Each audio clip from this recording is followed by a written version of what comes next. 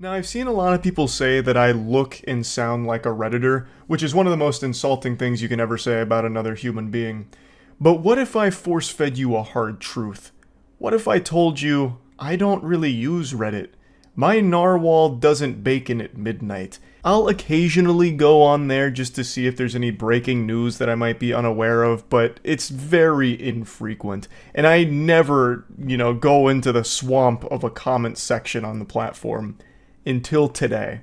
I don't know what possessed me to do this. It must have been some kind of divine moment that just grabbed me by the shoulders and possessed me, told me that I needed to read some comments today, and I am so thankful I did. I stumbled upon true beauty with an argument that could only ever happen on Reddit, that perfectly encapsulates the quintessential Reddit user. In this moment, I am euphoric, thanks to finding this fucking angry redditor and everyone who engaged with him on this day. It started in the most unsuspecting location, but then again, that's where all good fairy tales begin, in the place you least expect them. So, it was a clip posted from this podcast. Now, the clip doesn't matter. I'm not going to play the clip. I'm sure you probably already recognize the person here. Her name is Bobby. She runs a podcast where she interviews famous celebrities, and her whole shtick is she makes things awkward, which is a very hit or miss format, so it's led to a lot of debate on why is she so popular. Also, is she an industry plant because she seemingly blew up overnight? She landed an interview with Drake while she was still relatively new and not massive, so it just started raising a lot of red flags, and a lot of people started saying it must be an industry plant. And then she started getting even more superstar celebrities, like this clip is from an interview she did with Lil Yachty, and it's just been a lot of hoopla around her and her content. The only reason I'm even giving you this lore dump is because it is necessary to put into context what started this argument. And it's the entire reason I went into the comments section, really, of this video. You see, Bobby's content is very polarizing. On TikTok, people love Bobby. They're cheering her on, pumping their fist. Go Bobby! Let's get it! Fuck yeah! And then on Twitter, it's boo! Oh brother, she stinks! Get out of town, scram, this is garbage. So two very different responses to her content on two different platforms, but I've never really seen Reddit's opinion on it. I've never seen them weigh in, and curiosity got the best of me. I marched into Mordor, went to the comments in order to get an answer to the question, and most of the comments were pretty negative towards the interview. But there was one comment that spawned a whole series of dominoes to fall. So let's begin our journey. I'm going to blank out their name here. I don't want anyone to go harass anyone involved in this situation. So this individual comes forth and says, "What grown man sits down and watches this bullshit, then have the nerves to repost this garbage to Reddit?" Now this comment received a lot of love, over 400 upvotes, which is nothing to scoff at. That's a lot of high quality karma. Unfortunately, no Reddit Gold, Reddit Platinum, or Reddit Silver was gifted to it, so we weren't blessed with the edit "thanks for the gold, stranger," or anything like that. But still, the community responded very positively to this comment, and most of the comment section here echoed the same sentiment that they didn't really understand the appeal of the clip. Now, all of this doesn't matter. You can wipe your ass with all of this now, because going forward, this comment spiraled into something that had nothing to do with the original post anymore. And it went fucking insano style. Now we're introduced to our primary antagonist of Season 1. So, from out of nowhere, our main character gets challenged. Someone steps in and says, "Lol, you're on the Hot Wheels sub, dude. Weird to take shots at what grown men should be into when your interests include Hot Wheels. Different people like different things. Leave it be." So he goes into the post history of this individual and notices that they are a frequent poster on the Hot Wheels subreddit.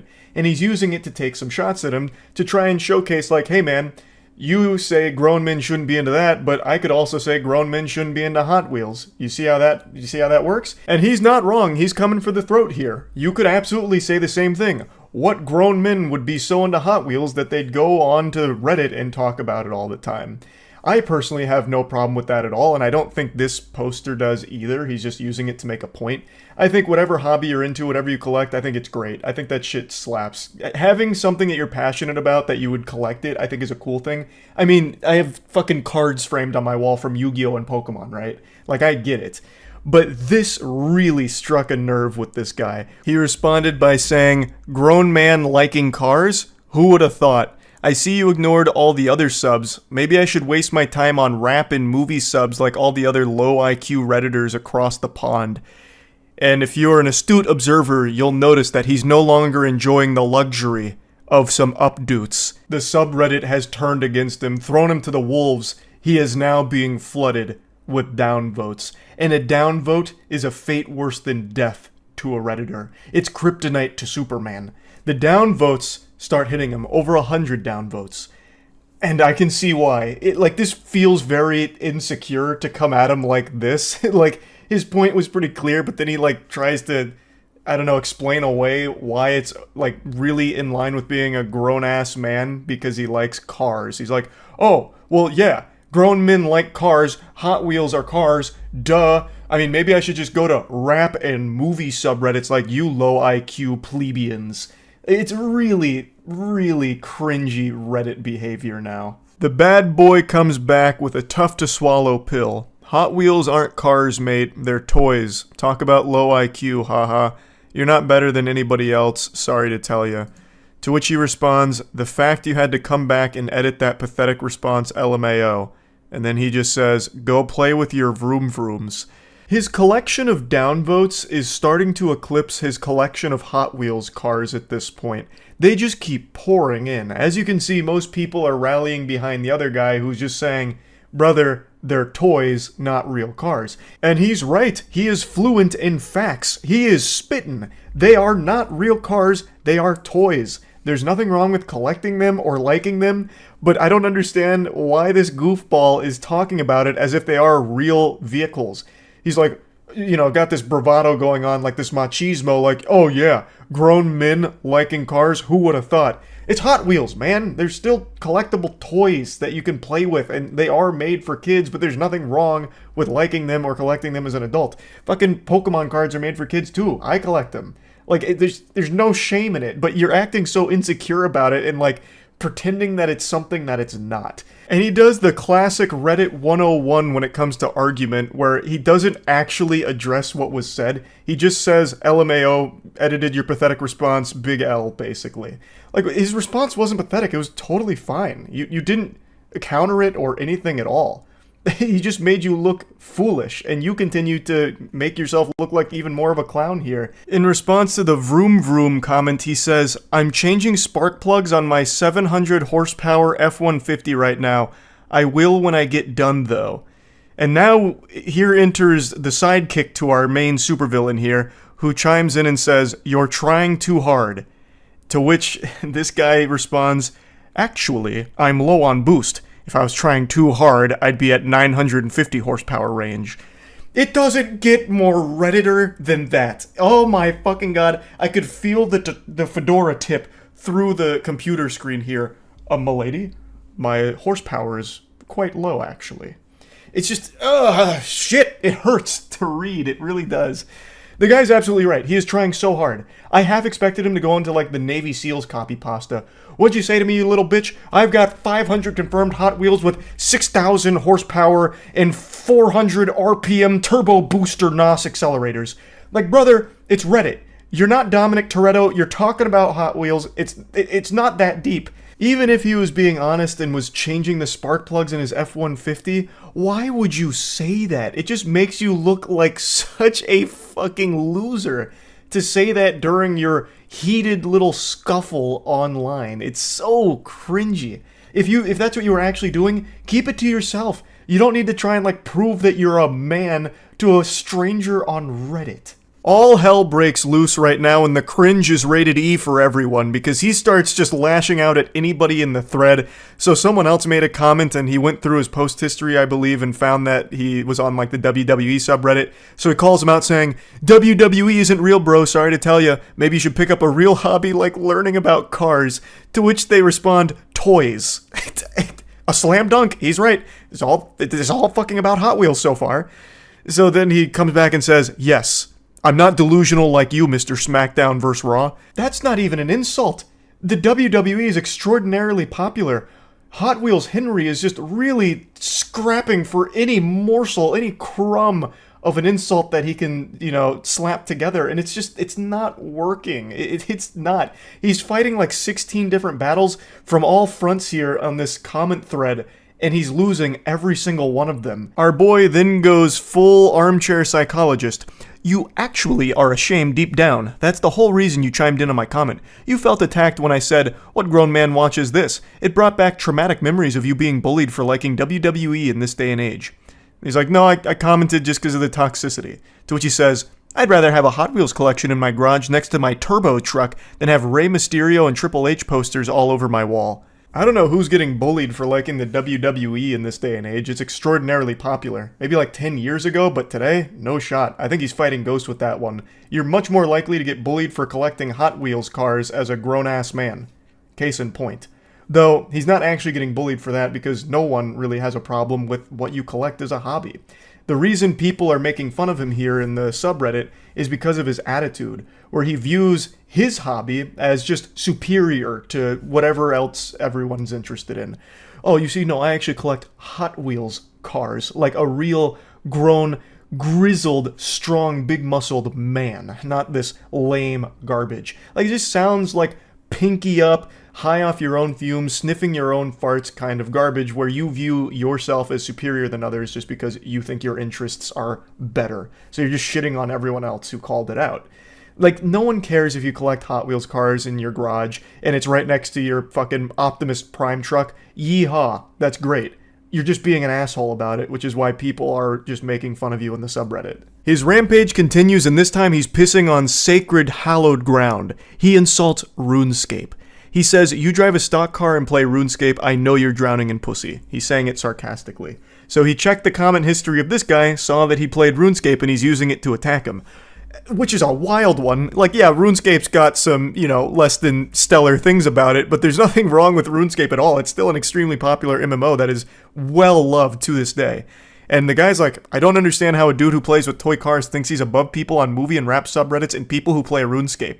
We're all on the same site getting in our respective nerdy communities. What makes toy cars better than talking about media or playing a game? Which is fair. I mean, that makes a lot of sense.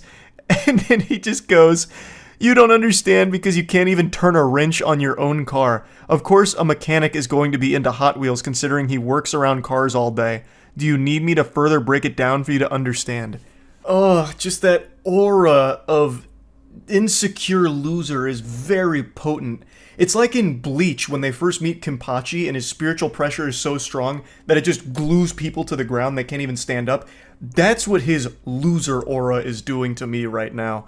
It's rough. Why do you feel the need to defend your hobby when no one's actually attacking that? They're attacking your behavior, where you think what you do is better than everyone else and can't understand that different people are going to like different things and there's nothing wrong with that. That's the only thing people are picking apart. That's what started this whole thing.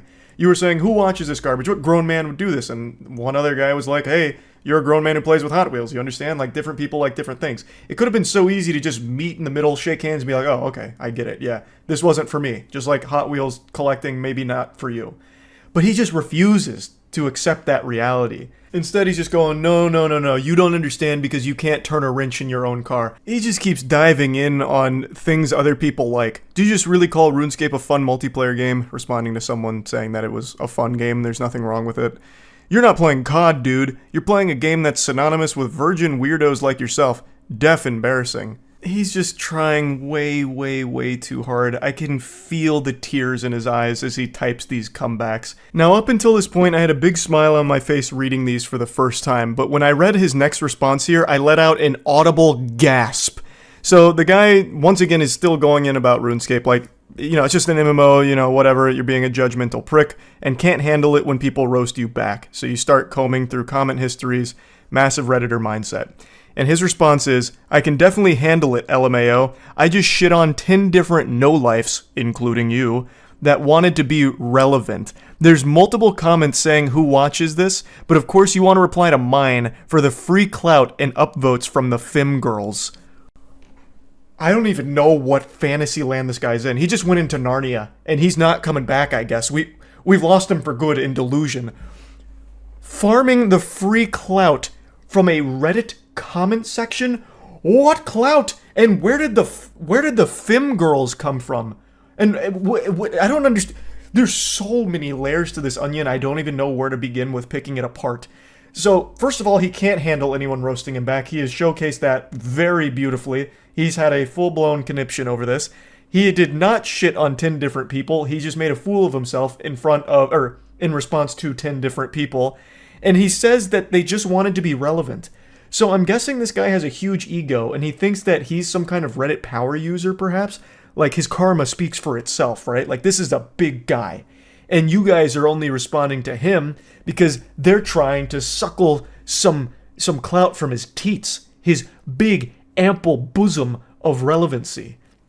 It's wild. It's so wild to me.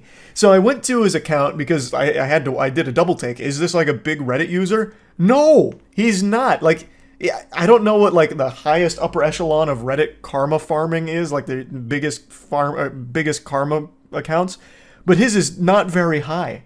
Like, I don't know where this is coming from. But even if it was, if he's the #1 Reddit poster, there is no such thing as Reddit clout for commenters. That doesn't exist.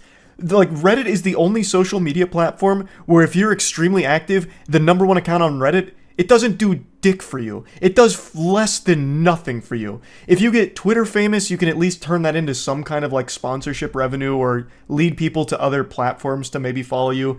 Now you can even make direct ad revenue from engagement, I guess. TikTok, obviously, you can make a whole career out of.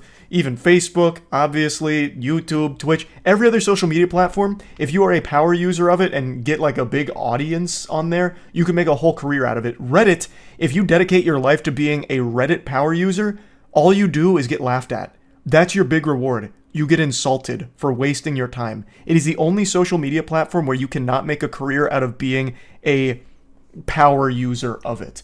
So even if he was the #1 user on here, it wouldn't matter. And there's no clout that anyone would be able to get from this exchange. This was just one of the most bafflingly out of touch comments I think I've ever read on that platform. Now, another Redditor came in and said, "No way you just said free clout when referring to Reddit comments." Also stunned by the statement. And he double responds here saying, "Your plan worked, dude. You got all the femboys wanting to suck you off. And since we're on Reddit, I'll just go ahead and do it. You used the wrong form of your, actually." And then his next response is, "Y'all should become friends and play together. Y'all would fit in perfectly with the rest of the RuneScape community." I'm at a loss for words. This is kind of where the whole thing ends. And man, what a banger of an exchange it was. It's just such an adventure. All starting from someone mentioning his Hot Wheels hobby. And look at where we ended up, huh? Look at us now. Who would have thought? This is a wacky argument. Probably my favorite Reddit argument that I've got to actually find for myself.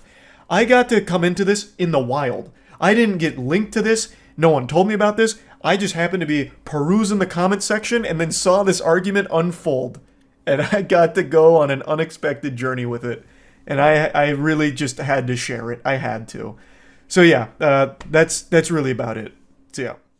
This is the most hostile comment section on YouTube, and I feel like I can say with a high degree of certainty that this is the longest argument ever in a YouTube comment section, lasting an entire year and spanning roughly 500 some replies. Now, with this kind of anger, you would expect the video to be some kind of politically charged video, or maybe somebody said anime should be illegal or that lollies are a crime, something that really puts a hate boner where someone's flaccid cock once was. But what if I told you that the video that all of this is taking place on, the most aggressive comment thread on YouTube, was actually on a Paper Mario song? I'm going to take you on a journey through this war zone here. We're not going to read every reply just because there is so many. This thing's longer than the fucking Bible, honestly.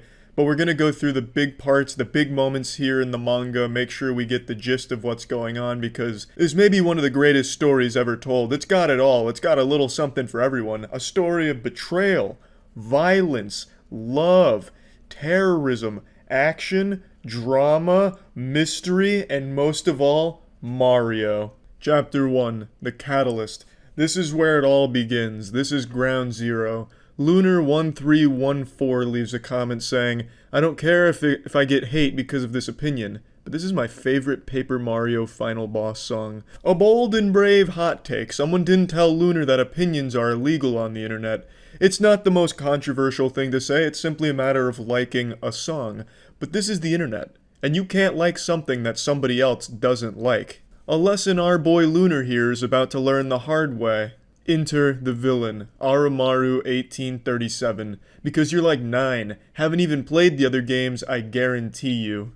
And now, just like the Powerpuff Girls when the hotline rings, our hero rolls in, Dave Matthew. These are our primary characters. Of course, we get introduced to other important side characters throughout the season here. The lore gets very deep, trust me.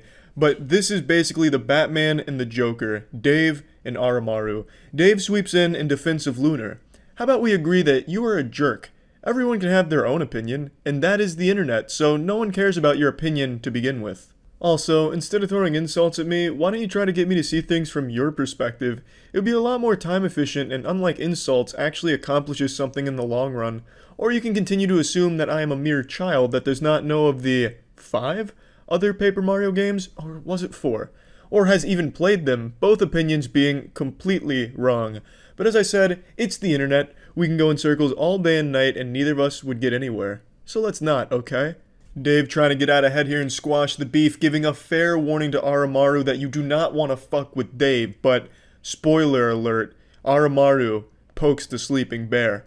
You never gave your side, dumb fuck. All you did was come on here talking about some damn opinions or some shit. Pretty clear you didn't intend to accomplish anything. Also, you haven't played any other game, have you? It's not hard to know how many Paper Mario games there are, kid. 64, Thousand Year Door, Super Paper Mario, this garbage, and Color Splash, which was actually not bad, but was too weird gameplay-wise to be called a Paper Mario game. And it's this comment right here that makes a good boy go bad. You do not question Dave Matthews' understanding of the Paper Mario franchise, and you do not do it on a public forum like this, and be an asshole about it. The opinion haver that started all of this comes back in here, kicks open the doors to the Church of Paper Mario with tears in his eyes like he just watched his parents having a fight, saying, all I said was, this is my favorite final boss song in the Paper Mario series, but it turned into a huge fight and I don't understand that. And then Aramaru hits him with a hard dose of reality. You said you don't care if you get hate, so obviously you do understand, dumb fuck. Unfortunately, Lunar just doesn't understand that his initial comment was like the assassination of Franz Ferdinand, and now he's started a massive war. And in war, Lunar, there's casualties.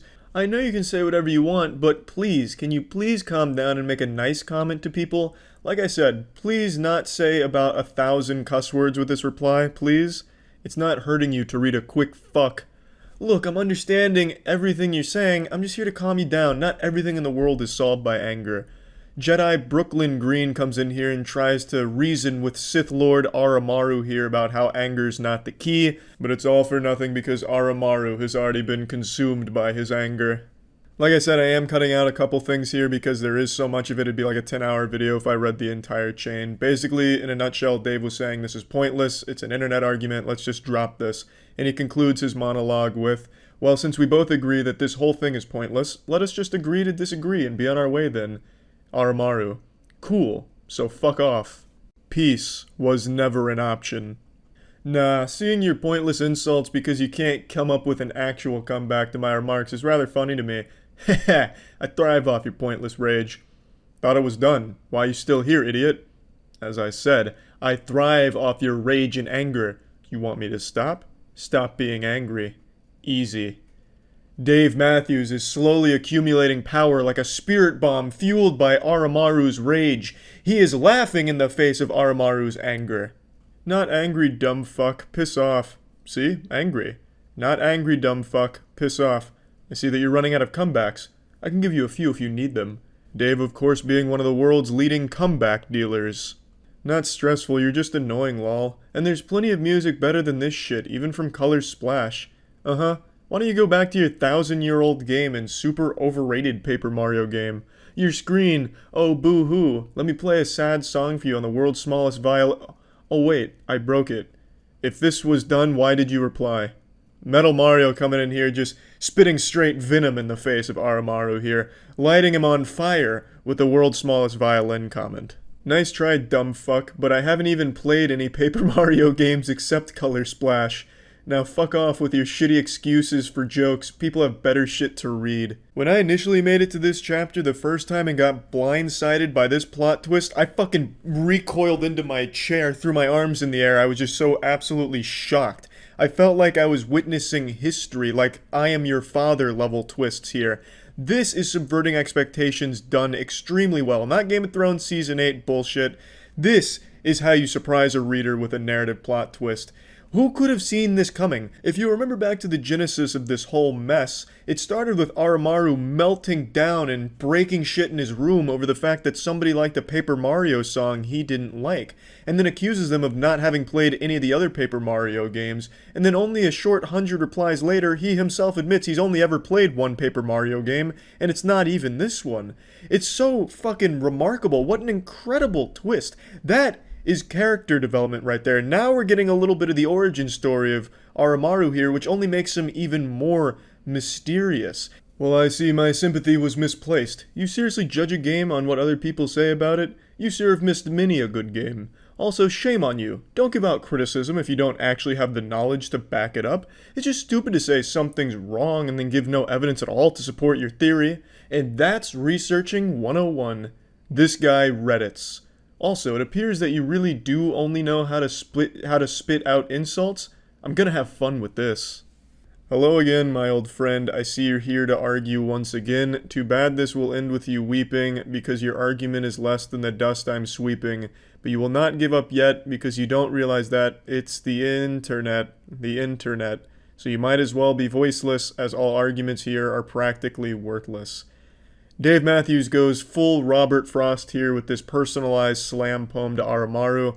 I get that it's supposed to be a Sound of Silence parody, and it's executed wonderfully. A special song poem about the argument you still persist on despite the flaws in your argument. P.S. You still haven't told me what your favorite song in the series is. Did I ask? No, bitch, I didn't. Fuck off. Shut the fuck up. I didn't even read what you said because I just know it's dumb as shit, lol. Come on, man, he took the time to write an entire parody song for you. The least you could do is read the lyrics. For about 4 days, there was peace in the comments section where people were going over things they liked and didn't like about the game, and then Oromaru comes in full fury here, pitchfork in hand, ready to slap shit around. He reignites the argument by saying, "Obviously do if yo pussy ass won't just leave the conversation." Dave says, "Ha ha ha, now I remember why I stick around. I love to see what kind of pathetic retort and comeback you are going to make at me that I can easily tear apart. Really, it is rather satisfying to see what you come up with." Once again, there was a truce called in the comment section for about a week, and then Oromaru came back, and Dave immediately noticed. He's like the NORAD defense system, able to hone in on Oromaru's presence and then attack. "Oh, hello there. Ready for round 2, my little whiny failure? Round and round the argument goes, when will it stop no one knows. That meme has been dead, fucking idiot. I'm ready for you to piss off, you worthless fuck. I did not drag your pride through the mud and make you look like a brainless, arrogant maggot. You did. You destroyed your own argument. You ignored the statements that made you look like a fool. You chose to spit out nothing but insults. Your fault. Your stupidity. Deal with it. Or stick around and continue to look like a moron. It's entertaining. And besides, we win either way. And you lose either way." Dave hits him with some kind of superhero monologue right before he throws the bad guy in jail. And Oromaru says, "Don't care to read your arguments, lol. As a matter of fact, I only read the first reply, lol. Quit wasting my time and fuck off." "Then you are nothing but a bottom-barrel fool who will have no success in life. As I said, you don't bother to defend yourself at all. That makes you an idiot. Also, why should I? You have no power here and you never will. The fact that you think you do just displays your idiocy for everyone. Besides, I already gave you the requirements for my departure. Or are you incapable of reading as well, my little maggot?" Everything Dave has been saying thus far sounds like the Rick and Morty copy pasta from Reddit. I mean, I think Dave is in the right here because Oromaru is a huge fucking asshole, but man, he's really going about all of it in a terrible way. A month goes by. Is he finally gone? Yeah, he is gone. Is he gone if your dumbass would just quit replying? I didn't even read shit you said. I told you that I would only leave if you either apologized for being rude, or if you went 10 comments without swearing. You're not good at remembering things, are you, my little maggot? Hello, little maggot. Just letting you know that I am still in this comment chain, just in case you thought you were rid of me or that you actually won this argument. Okay, bye now. This was after a month of him not replying, so Dave just really wants to continue this, and nothing makes me more uncomfortable than reading Dave keep calling someone my little maggot. Like, this must be how it feels for some girls when they hear the word moist. Every time I read him saying my little maggot, I just get like tingly and uncomfortable and break out into like a little profuse sweat. It's just yucky. I feel like I'm reading some old woman's fanfic where she's describing some weird sexual intercourse she had at a biker bar or something, and it's just making me uncomfortable. I don't know why he keeps calling this guy my little maggot. I don't give a fuck where you are, dumb bitch. Just like no one cares about you, my little maggot. This will be the last time you see Dave with this kind of confidence, because he's about to meet the actual muscle here. Mr. Hater. If Oromaru was a supervillain, then Mr. Hater is a fucking turbo villain. He's a galactic villain, a universal threat, a divine being of villainy. I don't even know what to call him, a fucking raid boss of villainy. Because he comes in here and just starts slapping shit around. He's a big asshole as well, of course, but he brings Dave to his knees here. This is like when you're reading a comic book and the hero's in trouble. So Mr. Hater comes in here with a full chub, full erection, red alert. He calls out Dave in front of the entire classroom. I see you have a superiority complex and are very self-centered. How very hypocritical. You're no better than him. Guess I gotta clean house and deal with little keyboard warriors like you myself. That is honestly like some Marvel's Thanos shit right there. Dave is still riding the high after he seemingly defeated Oromaru, so he replies to Mr. Hater with a large amount of confidence and a bit of arrogance, saying, Heh, you poor naive fool. When did I ever claim that I was better than little maggot? That I'm better than you? Oh, to live in your little fantasy. Can you not see what I am doing? Or are you just as blind as he is? Of course, I can tell you're cut from the same cloth as my little maggot, so I'll humor your attempts at insulting me and everyone else present. Let's see how long you last. Dave's still under the impression that he's the king of this Thunderdome, but what he hasn't realized yet is Mr. Hater's not locked in here with Dave. Dave is locked in here with Mr. Hater. Oh, I know your intentions very well, and I intend to stop it. I mean, what the hell is wrong with you? Just look at your comment, you poor naive fool, to live in your little fantasy. These are things that a narcissistic, self-centered man-child would say. How am I or anyone with half a brain cell supposed to take you seriously? There's a reason the other guy left. You won't last long, Dave. You won't last long because underneath all that bravado, you're just a sad little boy with delusions of grandeur, who, by the way, can't talk for shit. So here's a piece of friendly advice. Turn away now and stop wasting Oromaru's time, because if you don't, by the time this is over, you'll be my little maggot. No response. Guess I must have hit one of your soft spots, Winky. So you actually have some bite, do you? Good. Let's see what you've got. I will compliment you on your use of insults, as well as how you get straight to the point. Dave is immediately showing that Mr. Hater has hurt him. You can't do that, Dave. You can never show weakness to a man like Mr. Hater. He can smell blood in the water. He can smell cum in a bathtub. He will pounce, and you can't let him find any amount of scrapes on your armor. Dave, he showed a weakness, and Mr. Hater exploited it, unfortunately. Heh. Of course you didn't realize. I wasn't talking about Lunar. I was talking about you and me. We don't care what others think of our opinion. We just say whether we agree or disagree with someone's opinion. In that way, we are alike, you and I. Don't you agree? I love this exchange here. This is like the season finale here when the two characters are monologuing at each other before they start beating each other with like a stick or something. Ah, I see you're trying to get on my good side. As you know what they say, if you can't beat them, join them. How about this, Dave? Write a full paragraph apologizing to Oromaru, and I might consider agreeing with you. And, by the way, it has to be real nice, so no calling him my little maggot. Otherwise, I might just start calling you that myself. That would require me to have a single shred of respect towards little maggot. And in case you did not read the whole conversation, I did apologize to him. He threw it back in my face and used it to insult me without responding to it whatsoever. You, on the other hand, are actually participating in a discussion, while my little maggot only responds with the same insults like he's a broken fax machine. You, I respect, little wasp. I forgot to click read more for the screenshot, but it said, I do not respect little maggot. So now Dave, for some reason, is calling Mr. Hater Little Wasp. I don't understand where he's getting this from. Maybe like from old 60s movies or something where it was cool. And then he references a fax machine, which hasn't been in use for the last 30 years. So I just don't know what's really going on here. Maybe Dave is caught in a time vortex and he's communicating with us from the past. And he's only able to communicate through the comment section of Paper Mario Final Boss Song. But yeah, just really fucking love this part here. This feels like the climax of the entire argument. Dave going with the whole, we're not so different, you and I. We're one of the same. It's like some shit you'd see in Naruto Sasuke right before their final fight. It's fucking wonderful. You make a fair point. I shall apologize to him, but do not expect a paragraph. You make sound arguments, Mr. Wasp. I'm not one to call someone by childish names, but you are very hypocritical after all, so I expect nothing less. Anyway, do go ahead. Where's the apology? I don't see it. Mr. Hater's trying to rush this. It hasn't even been a full day at this point. Mr. Hater, he wants that apology ASAP. So now you can see Mr. Hater has assumed control of this entire argument. The entire tone has shifted here, and now Dave is at the mercy of Mr. Hater, and he wants his homework. Do not rush me. It's been 2 days now, so no excuses. You aren't going to apologize, are you? I figured as much. If you wish to continue arguing, then be my guest, kid.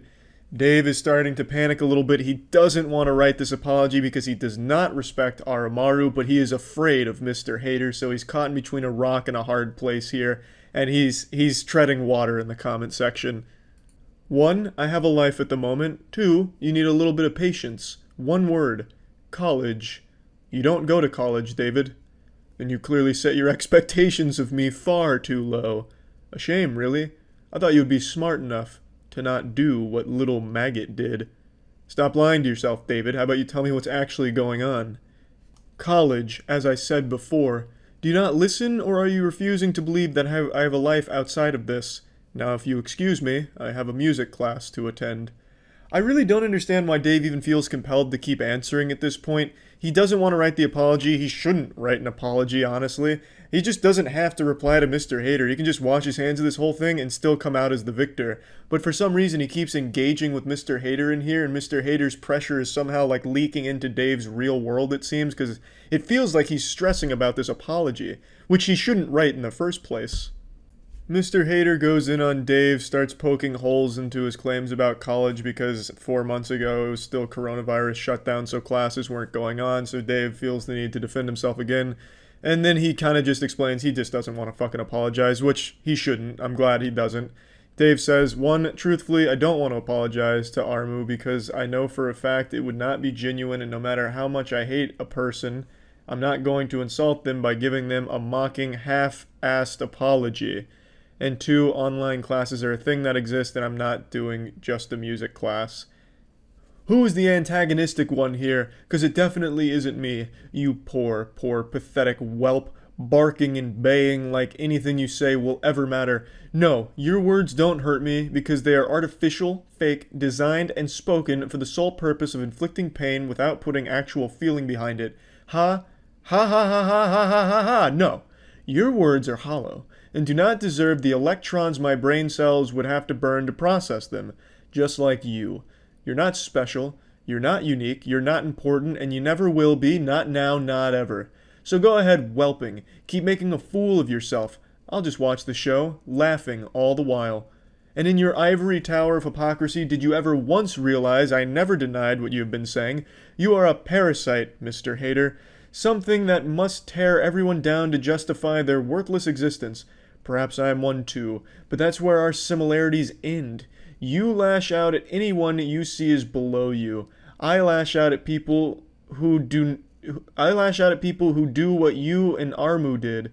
Insult and tear into someone because they dared to have an opinion you did not agree with, or lash out at people who defend themselves from other people like you. I never said I was better. But does it really matter in the end? At the end of the day, one of us looks like the bad guy to everyone else. And since I haven't been antagonizing everyone participating in this, it most definitely not Me who's the bad guy, try to say I'm wrong here. You're not wrong, Dave. Not at all. And people like Aramaru and Mr. Hater, yeah, they suck a lot of fat ass. It's sad that someone cares this much about someone's opinion on something that doesn't matter. 100%. Agree with you entirely there, Dave. But the way you're handling all this and then putting this huge, presidential speech here is not good either. This is the wrong way of handling any of this. And there's really just no point in arguing in a YouTube comment section to begin with. There are no winners here. Mr. Hater breaks down his response line by line. You lash out at anyone you see is below you. Dave, don't be ridiculous. I'm not as narcissistic as you, or at all for that matter. I lash out at anyone who do what you and Armu did. A mistake you will regret, as you have started all of this, and I aim to end it. The two go back and forth about the apology that Dave doesn't want to write. Mr. Hater just keeps picking apart each line of everything he says. My words are said solely to get you to leave. That's never going to happen, Dave. I've grown very persistent over the years, and trust me, persistence pays, and I will stay here for months if I had to. Will you? Yeah, big guy, I'm sure your persistence pays. Living in a fucking comment chain for months. How productive and incredible. There are just some people who live their life to argue online, and it's sad as shit. This guy is the perfect example, willingly saying, I will stay in this fucking thread for months because I have nothing else going on in my life. That is pathetic. That's fucking sad, Mr. Hater. Apology seems unlikely. Then you will perish here eventually with me, as it's either you apologize to Aramaru now and we'll be on our way, or we're going to be staying here for a long, long time. So, with that being said, let's just start all over on a positive note. We aren't going to start all over on a more positive note until you start apologizing, Dave. Are you going to apologize for your own hostility? Short answer, no. Unlike you, I did nothing wrong, Dave. So it's either you apologize to Aramaru and behave, or you slowly perish with me for months. Either way, I consider it a win-win. And this is where the story stops. I mean, it goes on a little bit further, but nothing is more pathetic than this mic drop from Mr. Hater. These are the people you argue with online, people that have actually nothing better to do. He considers it a win-win if someone is perishing, wasting their time in a comment section with him. That's so fucking sad. He considers it successful if he wastes somebody else's time and wastes his own time because he's already miserable in the first place. Oh, actually, I almost forgot. 3 months after all of this went down, as the dust was starting to settle, Mr. Hater and Dave just stopped communicating with each other, and there was just momentary bliss as everyone read through the thread. And then Yoshi comments, tagging Aramaru, and Aramaru's been tagged this entire time. Yoshi just points out it's been 10 months, but 64 really good, kind of basic, 1,000 Year Door, bop, and all this. Just kind of breaks down his opinion of the music. And then Aramaru, from out of fucking nowhere, comes out of retirement to deliver one of the most powerful conclusions to any story ever given. I don't give a fuck about your opinion, this song is still shit. What a beautiful way of wrapping all of this up. But yeah, anyway, the last interaction between our main characters was 4 months ago. From what I checked today, there wasn't any new developments that I noticed. A few more people have been made aware of this because it was posted on Twitter. That's how I found it. And this has just been truly a joy. Delightful to read through. So just keep all this in mind next time you think you're confident enough to leave an opinion on a Paper Mario song. That's about it. So yeah. If you've got a full belly, prepare yourself because you might just puke upon seeing and listening to this unbelievable, embarrassing cringe. This is the worst flirting, the worst attempt at wooing a potential romantic interest I have ever seen. This is like playing a visual novel and then scaring away all of your potential love interests at once and getting the worst ending. Now, I'd like to give a bit of context here to the situation before we really dive into the meatballs from our spaghetti entree of cringe. A user on Twitter posted screenshots as well as videos from a random guy who had reached out to her on Facebook because he had seen her on a dating app. The two didn't even match, and I guess he must have assumed that it was some kind of glitch because they were destined to be lovers. It was fate that was pulling them together, but unfortunately technology had a malfunction, so he took matters into his own hands, tracked her down on Facebook, of which she had no connection to the dating app. She didn't connect any of her socials to the dating app, so he did some super sleuthing to find her on Facebook and reach out to her there to try and win her heart. And let's see how that went. Kelsey! I love that intro right there. It's straight out of Scary Movie, like that old commercial. What's up? He's coming at her like they're best friends from way back in the day. He then executes Order 66 and kills all potential for romance. He goes, I mean, okay, shit. Mayhaps that was a tad overly enthusiastic for a stranger danger message on a sunny Friday morning. There is so much quirk to the way that he texts that I'm getting uncomfortable. I can say with a high level of confidence that he is definitely in some kind of theater troupe because he is typing like he's acting out some kind of skit for a play. It's a little much here. My bad. Let's go with, I can explain. Fuck yeah, that works. Then drops a couple of emojis and then one of these bad boys. How she didn't immediately fall in love with this man is beyond me. This is aggressive. And it's already creepy because it's a complete stranger who saw her on a dating app and then tracked her down in order to, really directly communicate with her. So, let's go over where things went wrong here. I'll go ahead and get the playbook out like John Madden and say where everything fell apart for the offense. From the start, basically. There is nothing that's even remotely salvageable from what he tried to do here. There is nothing more annoying than texting like you're talking to yourself during the text.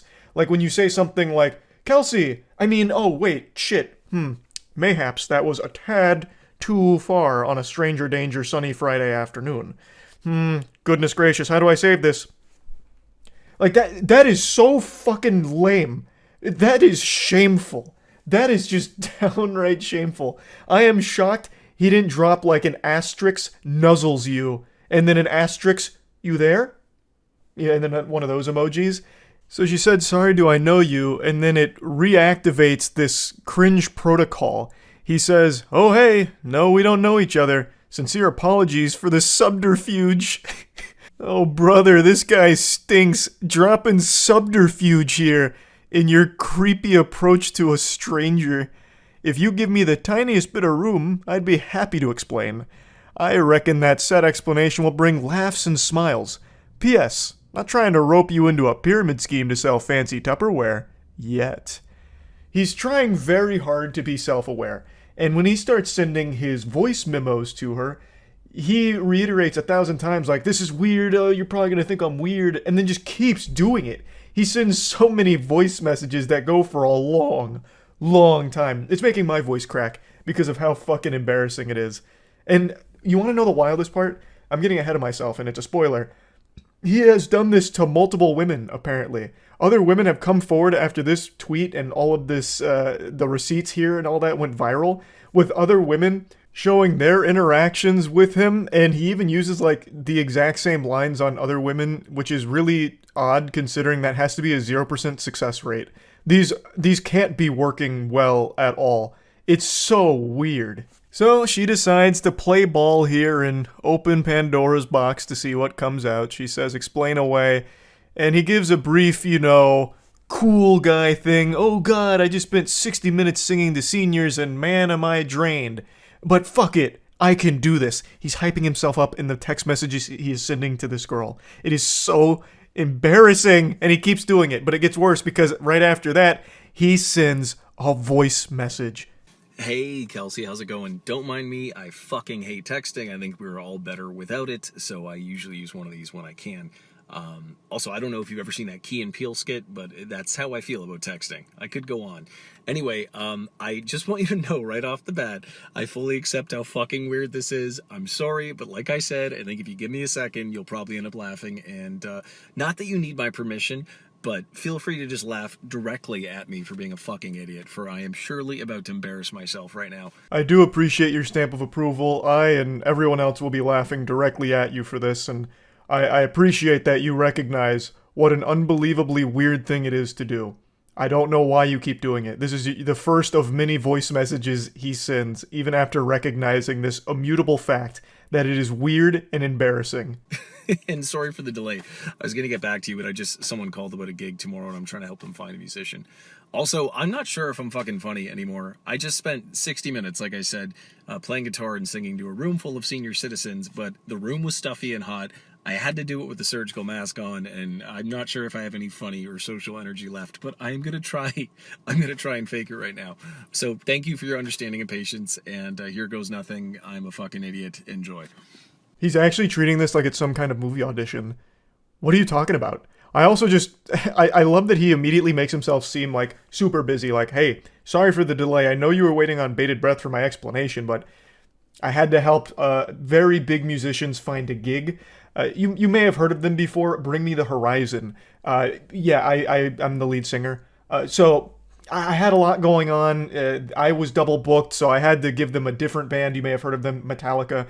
But anyway, let me go ahead and explain what's going on. I just finished one of my own gigs, in fact, so I'm a little drained, but don't be perturbed because I'm gonna do my best to fake it. So stay tuned for part 2. It's coming right up. Like he's about to go through his stand-up comedy routine, which you don't want to miss. In the trenches of online dating for a couple of years, so I definitely know how to identify the kind of person I'm like, if nothing else, the world would be better if we were friends. So hear me out. First of all, I never fucking see that shrug emoji. No one else uses it. It's typed into my phone. If I type shrug with 2 G's, it just shows up. Same thing on my laptop. Like, I'll use it in work emails. Fuck it. So right away, I'm like, interesting. I don't get it though. She's cute. For how pretty she is, she should be boring. Why does she seem kind of strange in a good way? That's a spectacular start right there. I was like, she's kind of pretty, so why isn't she like a fucking lobotomite boring dumbass? Like, she used an emoji that I really like, and she's pretty. Like, that doesn't make any sense. Pretty women can't have a personality, but you're like defying all of science right now. He just keeps going on about this fucking shrug emoji. He's talking about her bio on the dating site, and he just really fixates on that. That shrug emoji is like Cupid's arrow to this guy. He fell in love instantly when he saw it in her bio.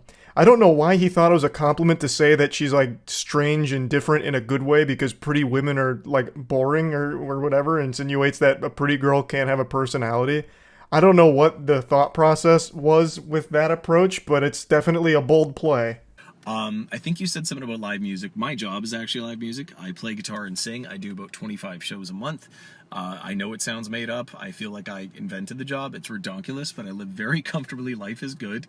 I do play at a lot of retirement homes, and it's great for my self-esteem, Kels, as I am a big hit with women over 80. Time out. Technical foul here. He just dropped a redonkulous. He just said redonkulous.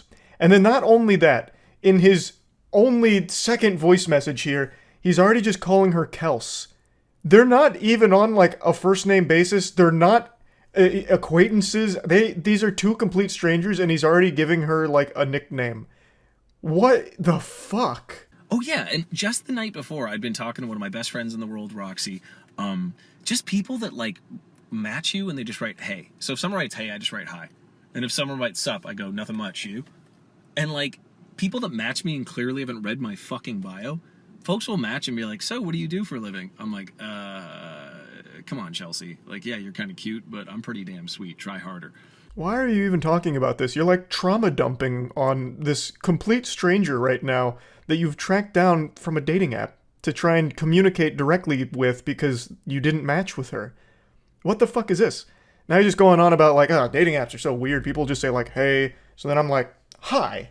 You don't know how to have a conversation. You didn't read the bio that I painstakingly typed up. I spent a long time on that bio and now I'm offended. Ridiculous. Redonkulous. I don't know. It's just to see someone mention that in a bio, I'm like, thank you. I can see that you feel the same as me.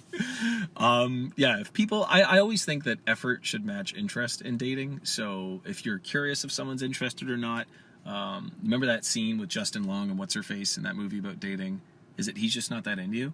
And he's like, if the guy's interested, he will call. And it's true. So I found a line a couple years ago and it's like, effort will always match interest. It will show you how interested someone is. And like, I'm pretty goddamn sweet. And I am not that lonely, bored, or horny. I'm not going to take breadcrumbs from someone if I want a sandwich. So if someone hits me with a hey or hi, you can go fuck yourself. He's just sounding like a complete unhinged asshole here. It's not that deep. What do you mean they can just go fuck themselves?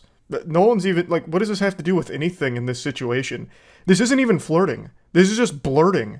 He's just blurting out all of the most nonsensical shit in his head right now to a complete stranger. And not only that, this is probably not even his first take. I bet he recorded this like 10 times until he had one that was like, this is the one. This was smooth. And that's what we got here. We got the final product. This isn't even like the first draft, I doubt.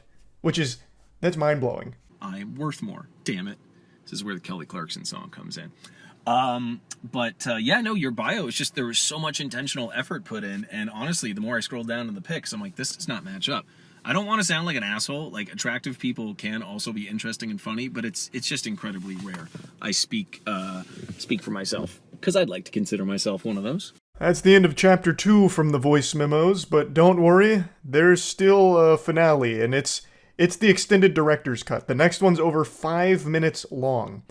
Also, he doubles down on this whole, like, yeah, you're, like, pretty, but you have a personality, which that just does not happen. I don't know why he thinks that that's some kind of, like, grand compliment. It's very odd.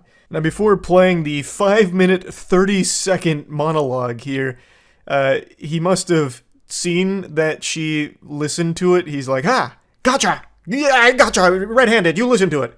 Curiosity got the better of you. And then she says, dude, so you saw me on Bumble and found me on Facebook? How? Clearly very creeped out by it, understandably. And then he goes, oh, I honestly just typed in Kelsey and I guess I got lucky. I figured because you put live music we might have some friends in common or something. I blame Zuckerberg, and then laughing emoji.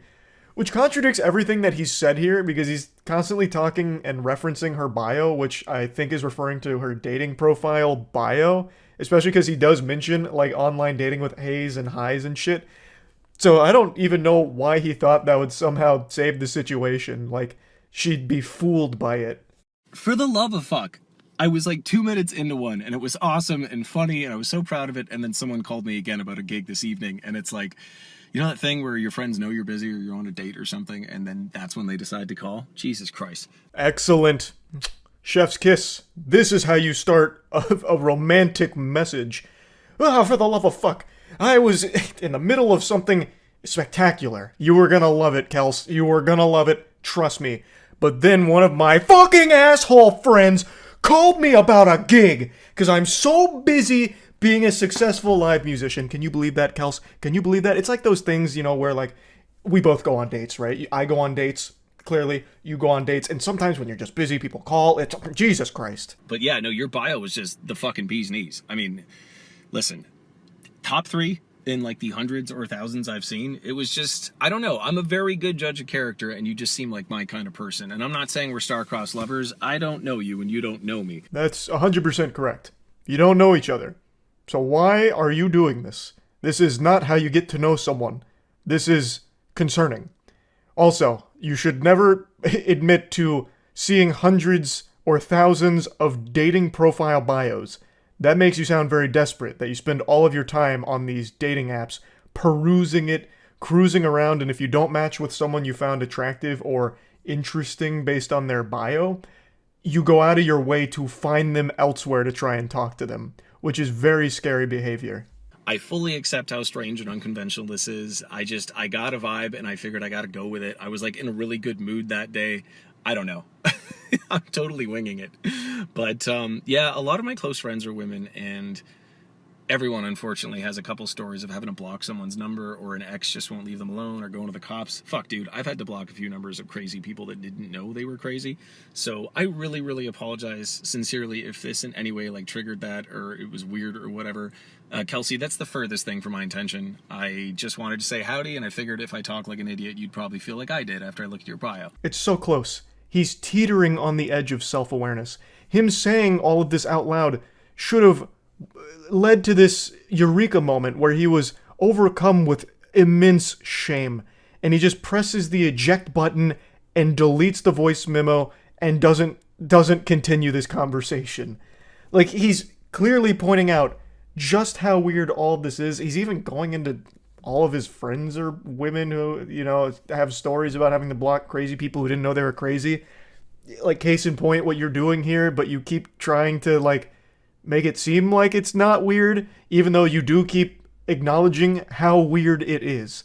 So, like, you're fighting, like, a battle against yourself in your own messages. You are calling yourself out in front of the person that you're talking to as well. It's really weird. Oh, okay. It's not fair. You've seen mine, or sorry, I've seen yours and you have not seen mine. If you want, I will screenshot my Bumble bio. I'm quite proud of it. I think it's pretty fucking good. It represents me well. And what else would I want to know if I was you?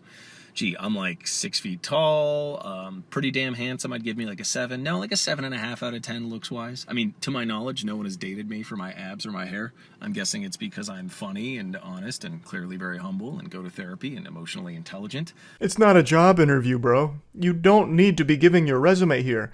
Brother, just stop. Please, goodness gracious. 7.5, maybe even an 8. I'm feeling really fucking good lately. I got a tan. I'm up to like 80-second side planks. I hate them, but they're totally worth it for the core. And big feet. So you know what that means, baby doll. Big socks. You're scaring me. You are scaring me. Why would you do that? What? From way downtown here, he's throwing up a crazy jump shot. He immediately goes into, I've got big feet. You know what that means, baby girl. Oh my lord, please. Have mercy. Have mercy. Why? Why?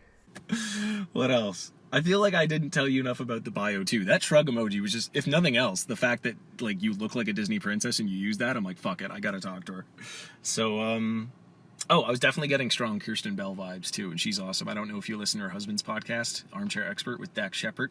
It's quite the reference, but I have a feeling you might know what that is. One of my favorite episodes, actually, is it Lauren Graham that plays Lorelai? She was on there. Anyway, I am all over the fucking place, as is my job. You're also all over the place in this one-sided conversation. Now you're shouting out podcasts, talking about fucking shrug emoji again. It's hurting me listening to this. Let this be a lesson to everyone out there watching this. Just don't do anything even remotely like this. Never engage in a one-sided conversation where you have to be the one filling in blanks in a conversation that doesn't really exist. But I'm sitting here, a middle-aged guy in his car with the AC on and a SpongeBob shirt, and I would call this like the technological version of, you know, when like Noah stops Allie in The Notebook and he's like, I had to talk to you when I see something I want. Yes, I just made a Notebook reference. I don't know. I'm being a total idiot right now. So if nothing else, I figured you'd have a laugh and a smile and you can fucking make fun of me to your friends. I don't know. Now you have a solo podcast for a guy that makes like $6,000 a month on a microphone being an idiot. He was right. This is something that everyone can laugh about and have a big smile on their face making fun of this whole situation.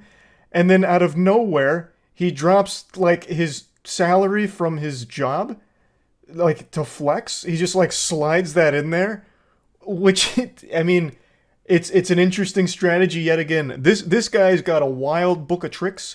I'm sorry, I don't normally bring up money, but I feel like I created my job out of thin air, and like I just submitted my 2022 taxes, and shit's been getting so much better the last few years, so I'm quite proud of it. That wasn't me trying to impress you, though, with money. I've got way more impressive shit than that. It just slipped out. I hope we can still be friends. Anyway, Why leave it in there, then? You saying that clearly made you uncomfortable. You could have just deleted this and just tried again. Though I don't think you should have tried again regardless. This shouldn't have happened to begin with. But you yourself just made yourself puke in your mouth when you said your $6,000 a month out loud like that as like a flex, and you still let it ride. You still let this Beyblade rip.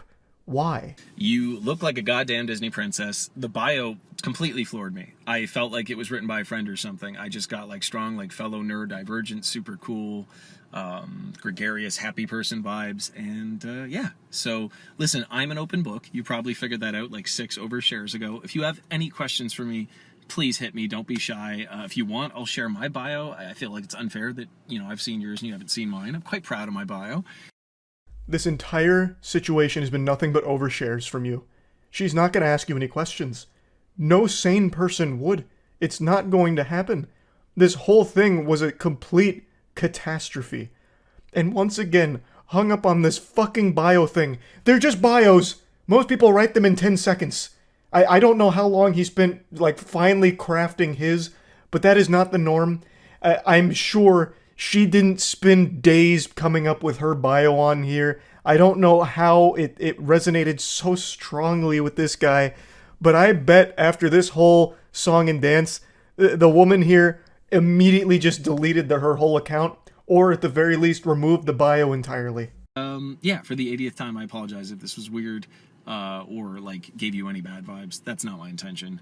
Yeah, I gotta drive home now because I gotta go sing at a bar in Mississauga, and I have 4 more gigs this weekend, and it hurts to talk.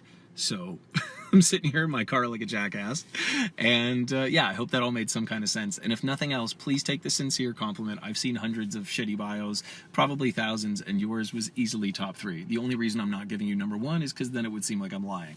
But I'm a very genuine, honest person, and yeah. Actually, on my way home, I'm going to go to the park and feed the ducks. My favorite swan couple, Mr. Plump and Mrs. Plumfett, they just had babies a couple weeks ago. So, like, I'll run up and they recognize me and the babies are squeaking. The hierarchy of, like, waterfowl cute babies, it goes swan babies, then ducklings, and then goslings.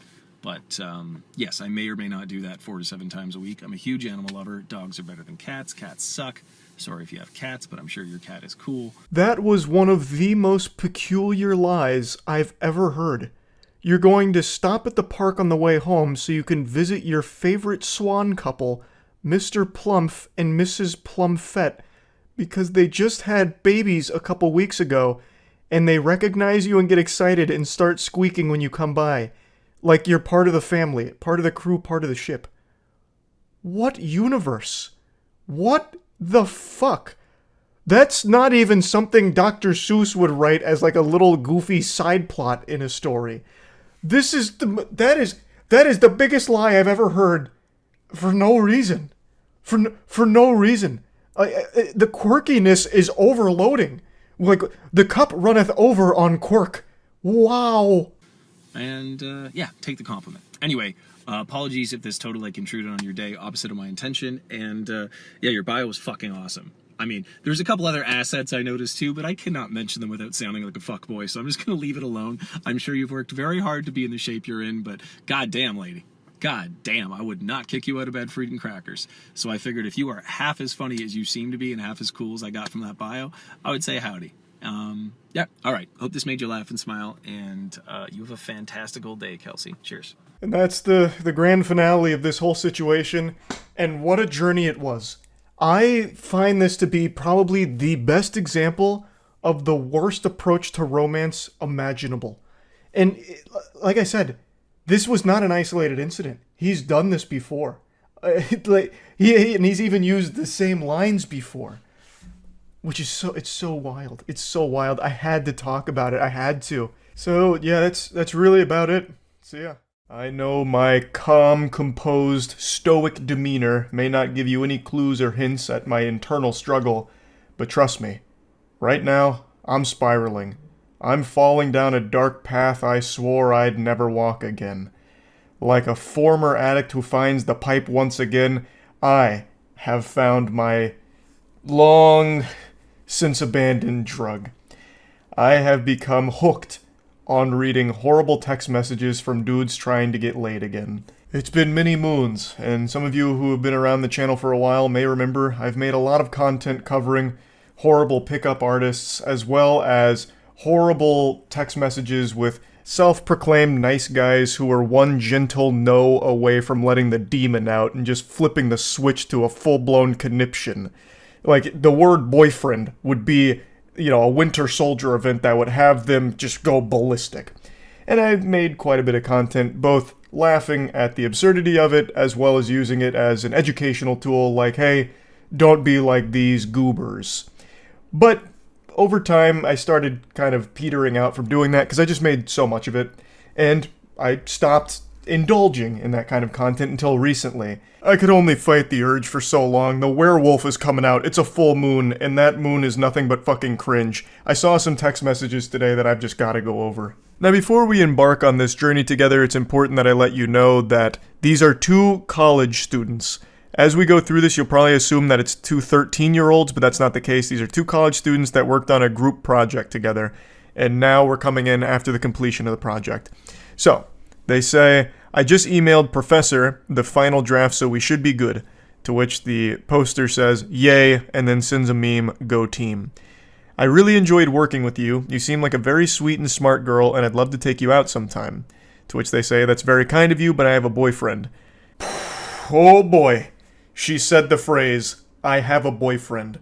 There is No phrase more powerful in the English language than that. The strongest sentence ever constructed. That's like the nuclear bomb here. I have a boyfriend is a phrase, nay, an incantation, more powerful than Avada Kedavra from Harry Potter. And it's just been deployed.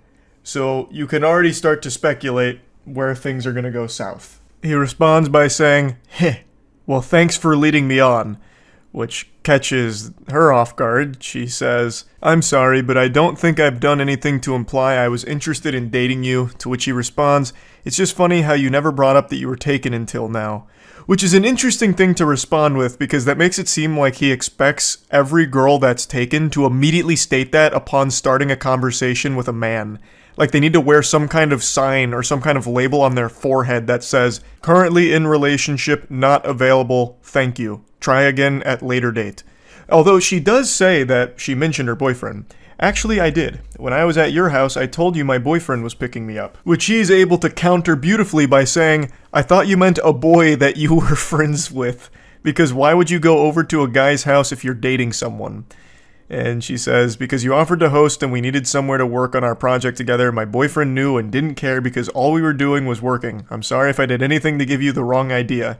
And then he says, you let me buy you a pizza. Now, admittedly, I understand where the guy's coming from here. We all know about the law of equivalent exchange thanks to Full Metal Alchemist, and we have something like that in the real world. If you buy a girl a pizza, she is obligated to have sex with you. It's the pussy for pizza transaction. It's as old as time itself. So the fact that he was able to buy her a pizza and he didn't get his winky stinky is shocking. But yeah, anyway, he seems to really put a lot of stock in the importance of that pizza, like that was going to carry them all the way to marriage, like this is a moment she'd remember for the rest of her life or something, that pizza that he bought her. But I'd like to backtrack a bit just briefly. Let's go to the previous chapter where he said, I thought you meant a boy you were friends with, because why would your boyfriend be okay with you going to a guy's house to work on a project? And I feel like that's a dogshit perspective that's not unique to just this guy in this situation. I've seen a lot right now where people work under the assumption that if your significant other is doing anything in any capacity with someone of the opposite sex, it means that they're unfaithful to you and they're cheating. But I just don't really subscribe to the belief that most normal, sane people think that way. Of course, there are extenuating circumstances to that, but in this scenario, and in most scenarios like this, where it's just she's working on a group project with a classmate, I don't know why you'd immediately jump to, she must be a whore who's going behind my back to fuck this one goofball in her class and pretending that they're working on a group project. I just don't think that's something most ordinary people jump to immediately, and in this case, the guy views it as weird that she ever even agreed to go to his house to work on this group project if she was in a relationship, but I just don't understand why that would be viewed as weird. Like, where else are they going to do it? Like, if they go to her place and do it, it's the same problem, right? Now, she has invited a guy over to her house and she's in a relationship to work on this group project. Wouldn't that be the same issue? Or if they go somewhere in public and do it, like a fucking Starbucks or whatever, it's still the same issue. Like, oh, now they went to a public place where people go, like, on dates sometimes to do this group project. So you can always make that argument no matter what. So just, I don't know, it just doesn't compute with me. But anyway, back to the pizza. I offered to split when you told me you were ordering a pizza and you said it was your treat. If you'd like, I can sell you for half of the cost. Yes, I'd like that. And you ate more of the pizza than I did, so you should pay for like 2/3 of it.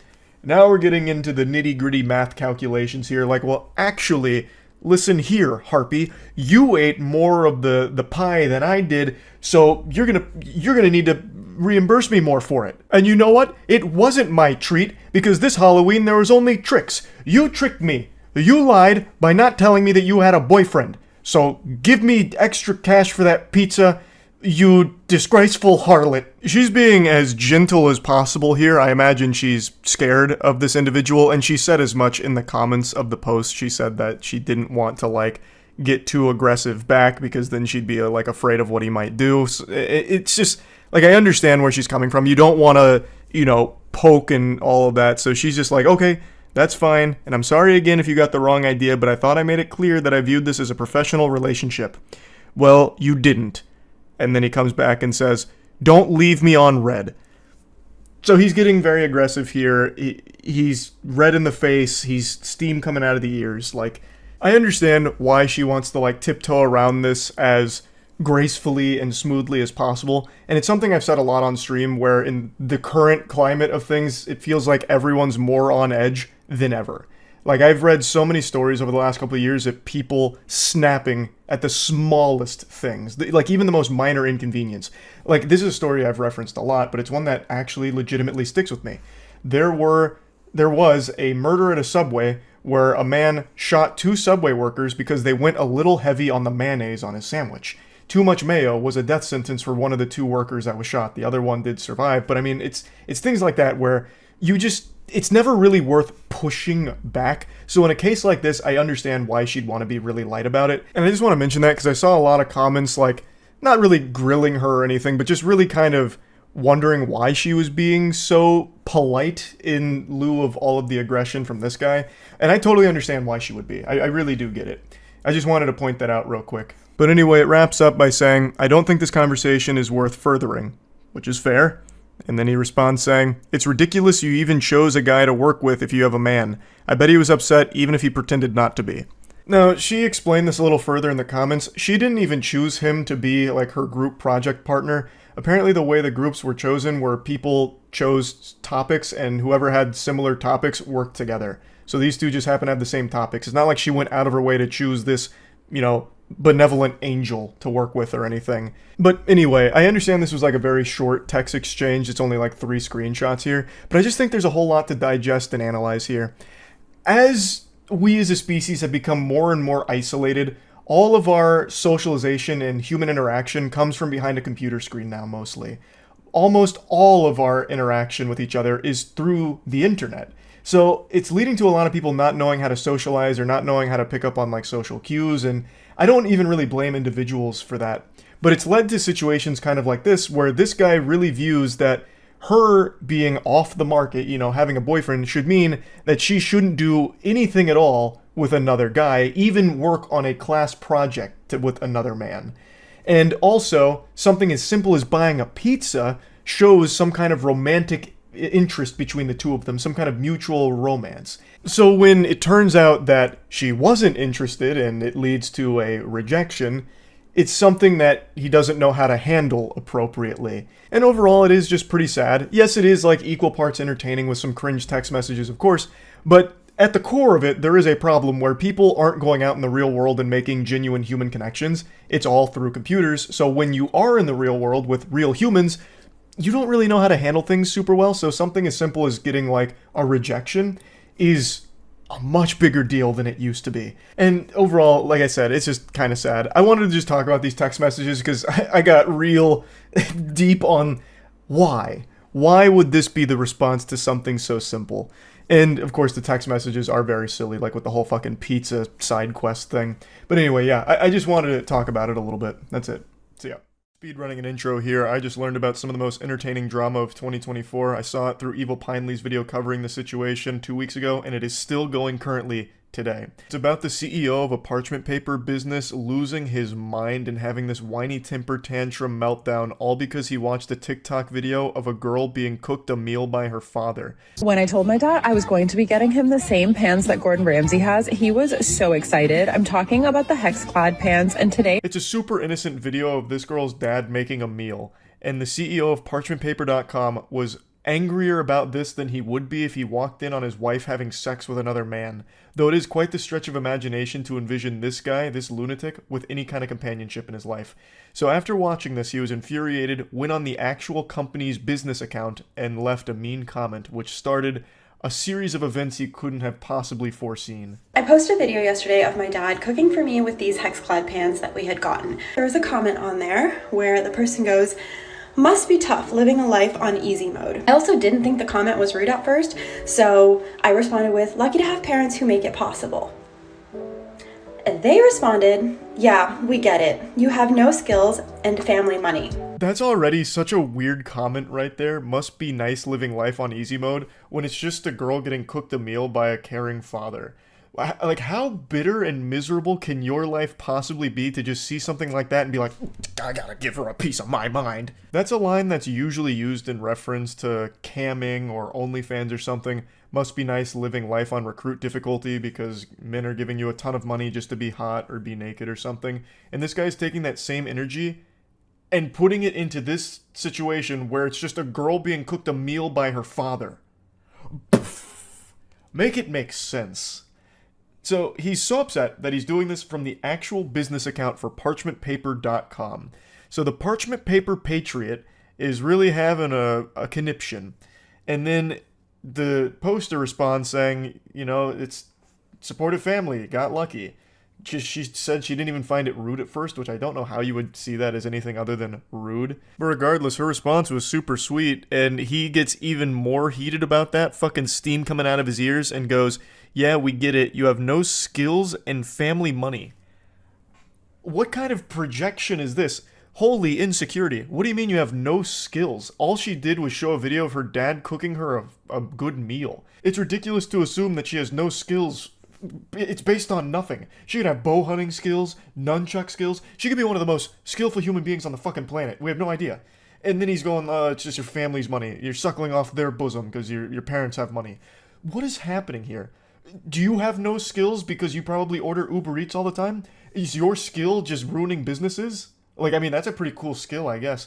But anyway, this is only the beginning of his rampage, and he just fully self-destructs over the course of the next few hours. It's like Chaozu from Dragon Ball Z, when Chaozu latches onto Nappa and blows himself up, but the sacrifice was in vain because Nappa barely felt anything, really. That's what happens here. Parchment Paper Patriot blows up, and the girl, totally fine, and makes an absolute clown out of this guy. Dunks on him. She obliterates this man. And at that point, I'm just like, okay, what the hell? Like, maybe this account is hacked, because from a business account, that seems kind of weird. So I send them an email and I'm like, hey, like, I think somebody's on your business account, like, leaving cyberbullying comments. Didn't say anything else. That was it. And then I get an email from the CEO of... I think anybody in their right mind would assume that that business account is hacked, because what little toddler would be shitting their pants, soiling their diaper over something as simple as watching a TikTok video of a girl being cooked a meal by her father? So I think that's very sound logic. Oh, this account must be hacked. I'll let the business know. So she reaches out, and the CEO himself, Brandon Howard, steps forward, saying, I don't consider stating factual information is cyberbullying, but if you're offended over a comment about having no skill set while getting to frolic through life with family money as bullying, I'd call the cyberbully police. Delete the comment and move along. Cheers. Brandon, I think the department we need on this case is the cringe police, because Jiminy Christmas, holy cannoli. Oh, he tried a facts don't care about your feelings moment there. What facts are we talking about? Her having no skill set? You have no idea who she is. You know nothing about her. All you watched was her get cooked a meal. I'm sure your parents cooked you meals at some point, right? Maybe they don't anymore because you're probably insufferable to be around, so they probably cut you off. I imagine that's the case, which is why you're so upset over this moment. I don't see at all how this would be indicative of her just frolicking through life, coasting off of her family's money. That's a unreal leap in logic based on nothing at all. And honestly, she was like a good Samaritan here, like looking out for your business, thinking that you might have been hacked because of how awful this behavior is and how terrible the look it is for your business. And then you double down and make things significantly worse by being this big loser. Also, I love the chutzpah here from Big Baby Brandon to claim that she was offended over his comment, when this sensitive worm was offended first over her being made a meal. This guy needs to call the wambulance because he can't stop crying about this video of a father making a meal for his daughter. Considering my parents literally grew up in mud huts, worked their ass off to get out of India, get us here, and get me into the position that I am and able to have a full-time job and a side career. Then he goes back to the page and goes, cyberbullying is even more funny, and the fact that you emailed us to tell us is actually hilarious. Enjoy frolicking through life and leave the rest up to us adults who create actual economic value without a trust. Yeah, leave the heavy lifting up to the real adults, like Brandon Howard, CEO of parchmentpaper.com. It's comical that the parchment paper guy is trying to act hard here. Like, I don't know what he expected to happen. He just looks so stupid, claiming that she's like a trust fund kid based on nothing. Literally nothing. All just gobbledygook here. All you saw was a video of her getting made a meal by her father. How could you possibly connect all of these weird dots? To me, it seems like the person who's really frolicking through life on easy mode is you, who has unlimited time in the day to respond to random people on TikTok and leave comments that just let everyone know that you're an outrageous asshole. Like, you must not be doing that well business-wise, if that's what it's boiled down to here. They did send me a legal notice. It came from info@parchmentpapers.com, and it says that they are really worried about the safety of their team, and if I don't remove the defamatory posts on TikTok, they will be taking legal action, which I don't believe it's defamatory because it's not defamatory at all. All she did was share his comments, which are public, in that email, his statements, all from his mouth. This stupid douchebag is just doing one of those desperate Hail Mary maneuvers when they have nothing else left and trying their absolute best to save a sinking ship from the holes that they themselves have poked in it. And it doesn't work, and it actually leads to him looking like even more of a clown, because she points out some pretty interesting things about this cease and desist. So yeah, like, I don't believe it's defamatory. I also don't believe you have a legal department because you signed it incorrectly. It says legal department at parchmentpapers.com. You forgot the dot. Did you forget to delete the part where it says, like, your contact information because you're using a template? And also, what's with the cease and desist? I thought it was CEASE. Who's doing your spell check? Good heavens, Brandon Howard did some ayahuasca and tried to send a cease and desist and lost himself somewhere in the sauce. So apparently it was signed incorrectly from legal department at parchmentpapers.com. And then here's some more information on it, I suppose, where he left in your contact information in brackets. So, as she points out, that means he's most likely using a template here. That is actually that shit on a teleprompter where it's like, wait for applause, and you say it out loud, and you're like, ugh, I made a big boo-boo, because I wasn't supposed to read that. He fucking left that in. This absolute buffoon. And the goober doesn't even know what a cease and desist is. He did seize and desist. Holy shit. I think he's the only one that works at this company. Nobody else saw this before the email got sent out. His supposed legal department okayed this. If he does have a legal department, they need to be fired right now. They need to get fired yesterday, because that is a disgrace. That is not a legal document whatsoever.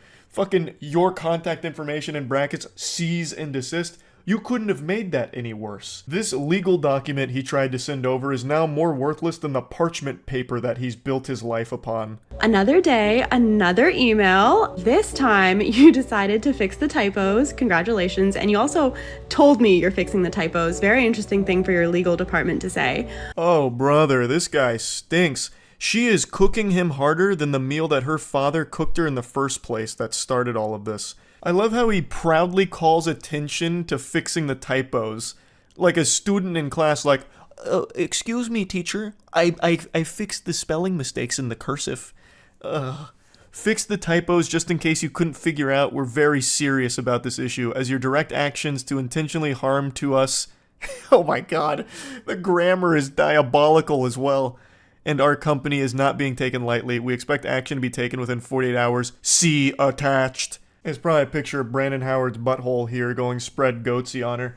So, this is clearly, again, written by someone that is lacking a 4th grade education. Brandon, I think your first hire at parchmentpaper.com should be an English tutor for yourself here. This is bad. How you even attempt to run a business is beyond me. I guess they just let anyone into the parchment paper industry these days. But, yeah. So, Brandon again tries to strike back here. And, again, looks super dumb for it. But congrats on fixing the typos, idiot. But your cease and desist at the bottom, I saw that it said rocketlawyer.com. So, of course, I had to call them and ask them, is this a real legal document?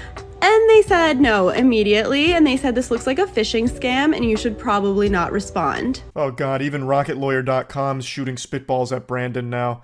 Just saying that, no, it's definitely not real. It's probably a phishing scam. Don't respond to it. Oh, what do you use the parchment paper for, Brandon? Honestly, it's almost poetic that the guy who owns a paper business can't read or write very well. I think that's poetic almost. Anyways, then you decided you're going to start using my work email, which is public, to sign me up for corn sites, for Scientology, but you forgot that those companies will actually send you the IP where the accounts were made from. And it's funny because it's pinging in California, and I'm not in California, but I do remember that on Trustpilot, when you had your address up, it was coming up in California. Suspicious, huh? Brandon's out here collecting L's like they're the Infinity Stones. He is greedy for that shit. He can't stop losing.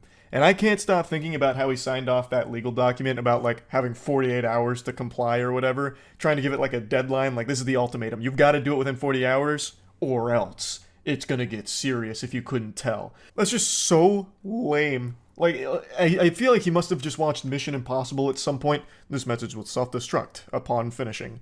That kind of thing, and he tried to channel that into this document here to give, like, a sense of urgency, but it falls so flat. But you want attention so freaking bad because you will not stop talking about this. You are basically the only one who is still talking about this at this point. Since my initial email to you where I thought your company was hacked, I have not tried to contact you. At first, you were laughing and sipping Mai Tais on the beach, and then you were having crybaby sales because this was drawing you so much attention. So this video is only 3 days old, which is weeks after Brandon's biblical meltdown, and he's still going on about it. So this is a screenshot from his crybaby special, which, oh my god, the irony almost makes me sick. This fucking guy lacks self-awareness to an almost delusional degree. He is the only one that has been crying. He started with the waterworks and the French cries because he watched the girl get cooked a meal by her father. He is the crybaby, and yet he's still trying to push it on everyone else like they're the problem. Our thousands of real customers will appreciate this. On sale, custom dimensions on demand. Boy, howdy, Brandon. Custom dimension parchment paper? I'm out the door. I gotta get on that right now. All these real customers are probably just so excited by this. Nothing makes me believe in a company quite like them referring to their customers as the real customers. I'm sure there's probably dozens of them. Dozens. Your fake legal letters were not working. You thought it would be a smart idea to reach out to my boss at the agency that I work for and ask him to remediate the situation for you. You thought you could tell my boss to tell me to delete my videos. Just because you involved your business by commenting from your business profile does not mean that you get to include my place of work. Pathetic, slimy tactics from an absolute greaseball here. So he apparently contacts her boss to try and whine to him to fix it, which obviously didn't do anything. Brandon, this is so sad. This is so embarrassing.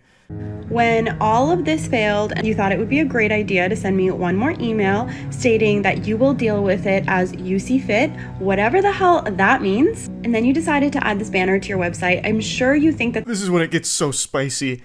We do not support woke feminist cancel culture hate mob groups who do nothing positive in our community. On his official parchmentpaper.com website, this guy has lost his marbles. He's off his gourd right now. He's going sicko mode. Brother, what are you even talking about? All she did was showcase your comments and made fun of you. What is the woke feminist cancel culture movement here? You made yourself look stupid and people clowned on you for it, rightfully so. You are the problem. And also, didn't you just try one of those cancel culture maneuvers by contacting her boss and her place of work to get her in trouble because of you and your beef with her? How can you lack self-awareness to this degree? It's almost criminal, I would say.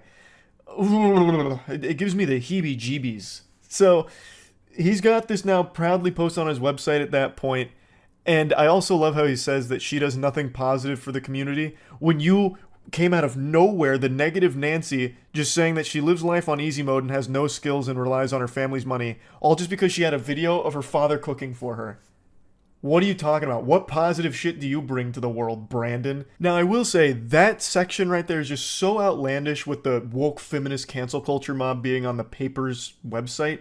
It's so over the top that I half believe that might actually be faked by somebody, and I also struggle to believe that Brandon would be competent enough to even put that on his website in the first place. I just don't think he has the capability to do that, and I really don't think he has a team around him. I think it's just him. So I think that one might not be real, but to argue against that point, his statements on the official Black Label Paper Instagrams echo that same sentiment about like the woke cancel culture mob and all of that shit. So there is a chance that it's real. Like, there is a very good chance that it's real, but I do want to put it out there that I haven't been able to 100% confirm beyond a shadow of a doubt that it is, because as of right now, it's not on the website.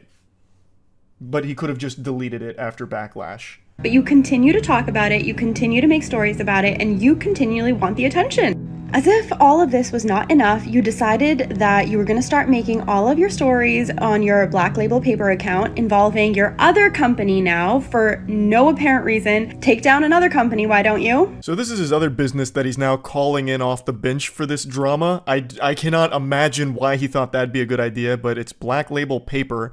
So all of his businesses are parchment and paper related, and I would wager a guess that the quality of his product is most likely atrocious, probably not even like worthy to be toilet paper if I had to guess. So he goes, all you fucking losers need to stop messaging us about a fake TikTok account made by then her and her dumb-ass minions because her fragile little ego couldn't handle a couple smart-ass comments on IG about skill set and money. I've never had the commie bullshit app TikTok in my entire life. A bold-faced lie. Also, why would you be posting this on your business account again? Like, your real customers that didn't know about any of this are now being made aware of it, and you look so weak and pathetic in all of it. And tell that little... Oh my god. Oh, what? Oh, I can't even read these. Holy shit. Fucking losers, I swear, it's been 2 weeks almost and still have to deal with this childish bullshit. You are the only one keeping it up, by the way. You are the only one that still is doing this and engaging with it. No one else is talking about it. This drama it's dried up. It's gone stale. But he keeps putting it on people's radar. He keeps serving this up on a plate to us. He's cooking it for us. And we're eating it. He's doing it. He's the chef. She is too immature to settle this privately, and I'm not going to let some woke hate mob ruin my reputation because they live in some mystical fairyland of make-believe and think because they have 20k followers they're doing something in life. Clown emojis. I also can't help but laugh at how much he keeps trying to throw out woke, cancel culture, all of that kind of shit. Just a bunch of buzzwords that don't even apply here, because all that happened was she showed these comments from a laughably embarrassing CEO that he publicly made and then shared his email where he doubled down on it. That's it. It's all his fault. There's nothing else beyond that. And he just can't accept it. He can't come to terms with reality because he lives in the mystical fairyland. Like, he's in the fucking Narnia. Nobody else. It's just him. Here's another one of his posts, this time on a really cute background. He talks about Business Insider and some articles reaching out for a comment. Some fragile ego wannabe influencer IG about their lack of skill set and frolicking through life, where she got so offended and cited the woke hate mob smear campaign against me to get me canceled. Fake accounts were made by her delusional woke followers. He just keeps sprinkling that in there as much as possible, just trying desperately. I cleared up the reality of the situation with all three media outlets. It didn't fit their narrative either, which was to further extend the adult children drama. God. So after 9 years in business, 3 business publications don't care about the good I've done and the help I give to people on a daily fucking basis. Yeah, I'm sure your parchment is invaluable. I'm sure you're doing a great service. You really seem like a stand-up gentleman. Their entire goal is just to hate people who try and do good. You really seem like you're striving to do good, Brandon. You really fucking do, brother. Yeah. What a saint. Oh, they demand respect yet do absolutely nothing to earn it and hate every person who doesn't bend over for their spineless agenda. If you're going to try and shit on me, my brand, business, and companies, you losers need a job, hobby, life outside of TikTok. Fucking losers in their 20s with an 11-year-old intelligence, but yeah, I'm the asshole. Yeah, you are the asshole, Brandon. Also, you're the one with the 11-year-old intelligence. You can't even read and write properly. You tried to make a legal department, like to cosplay as a legal department, and couldn't even get the emails correctly. Typos out the wazoo, and even in the ones where you fix the typos and even proudly proclaim that you fix the typos, you still make a typo. You suck. Like, you are the one with the child brain. Sure what your end game here is, and I'm not even sure that you know what your end game here is, but in your own words, I don't have time to bicker back and forth about some nonsense comments, nor is it my problem that you're offended over them. Yeah, that about sums that up. I think she did a great job of just closing the book on it with that final statement there. Fucking fire. I think this whole drama has been so wacky. Like, entertainingly silly. All over nothing. It started over nothing. Just a really insecure, sensitive guy who lost his mind. And couldn't help but do as much damage to him and his business's reputation.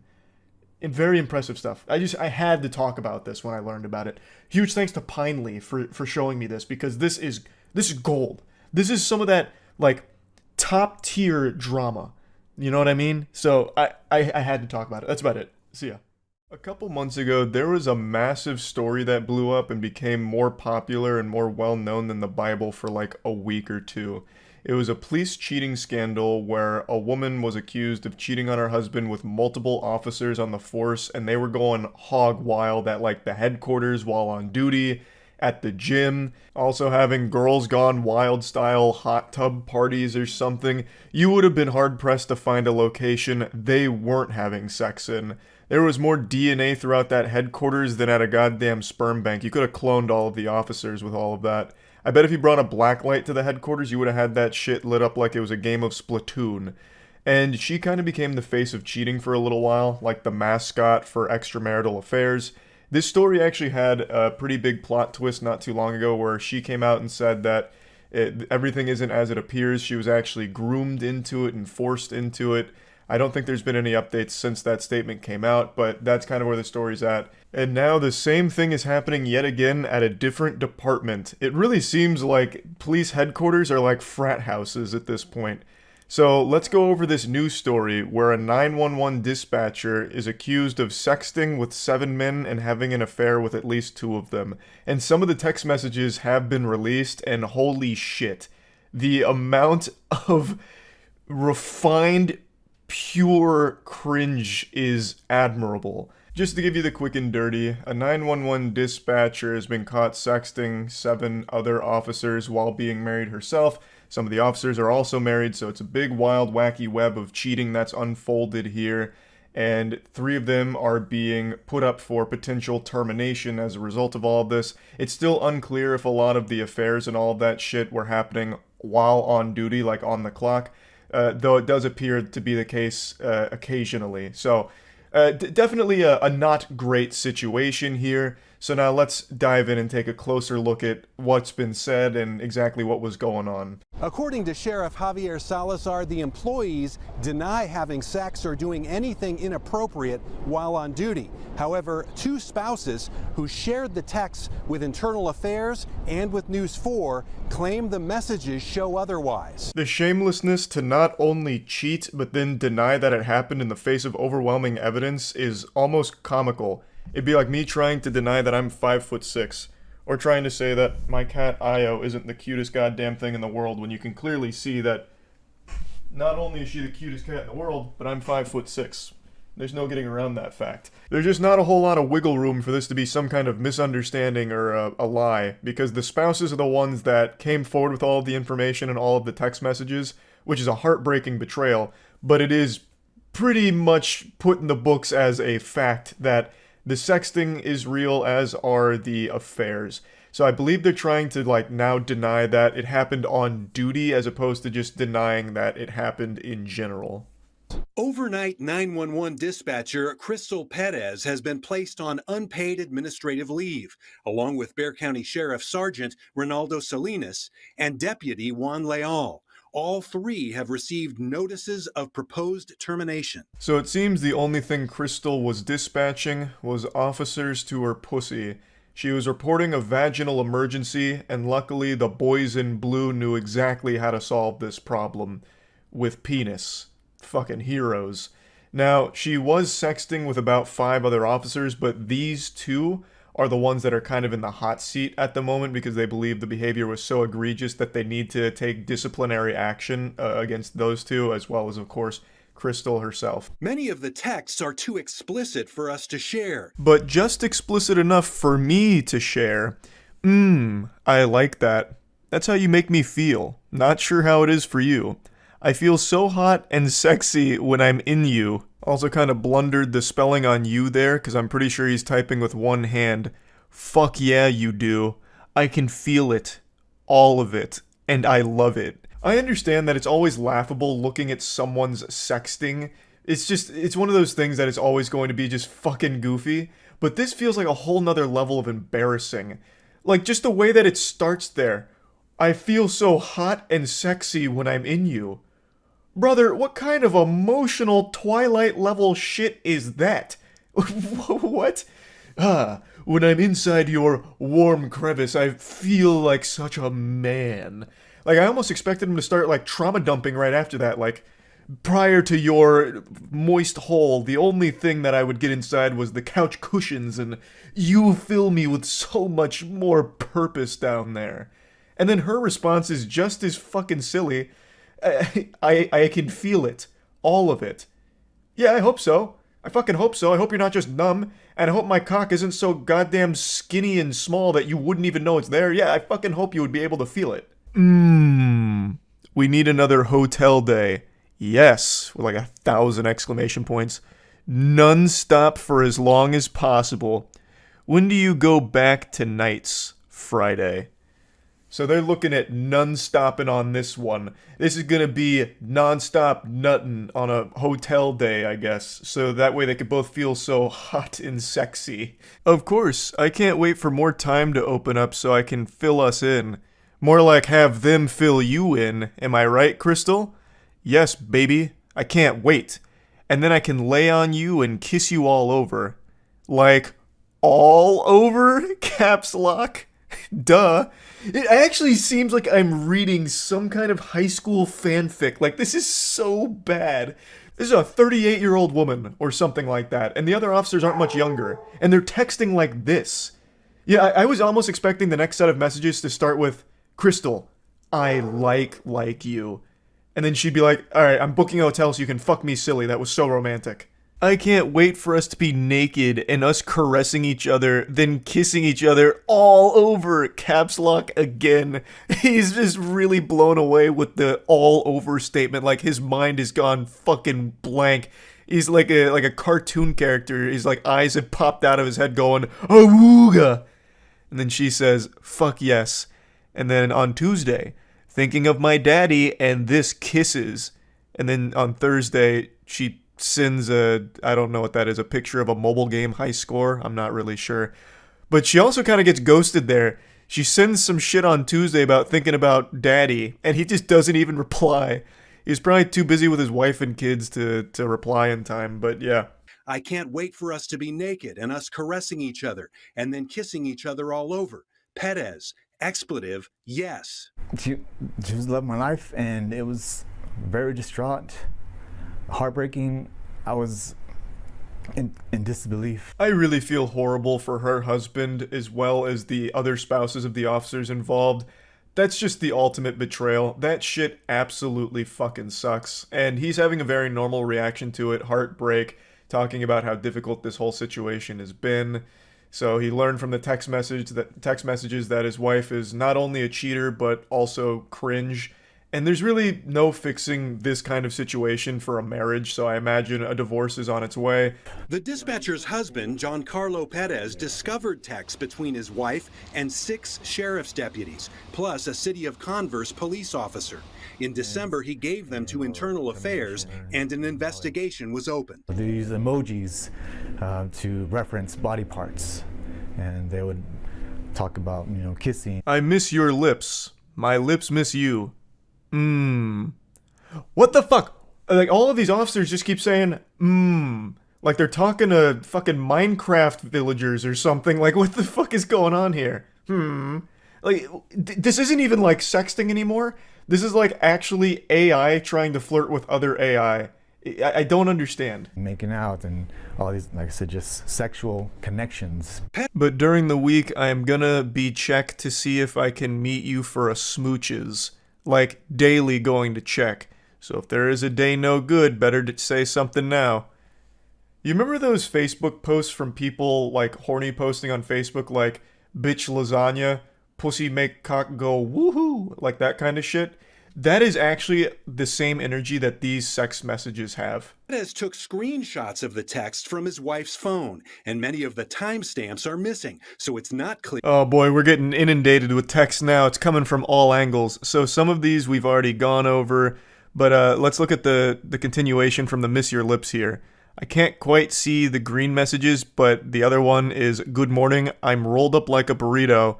She says something with a kissing emoji, so probably just more smooches. And he once again says, Jesus fucking Christ. She's communicating with a man who's undergone a lobotomy. Underneath that, the next set of messages, again, I can't really read the green ones, but the message says, I know. I need that grown woman love.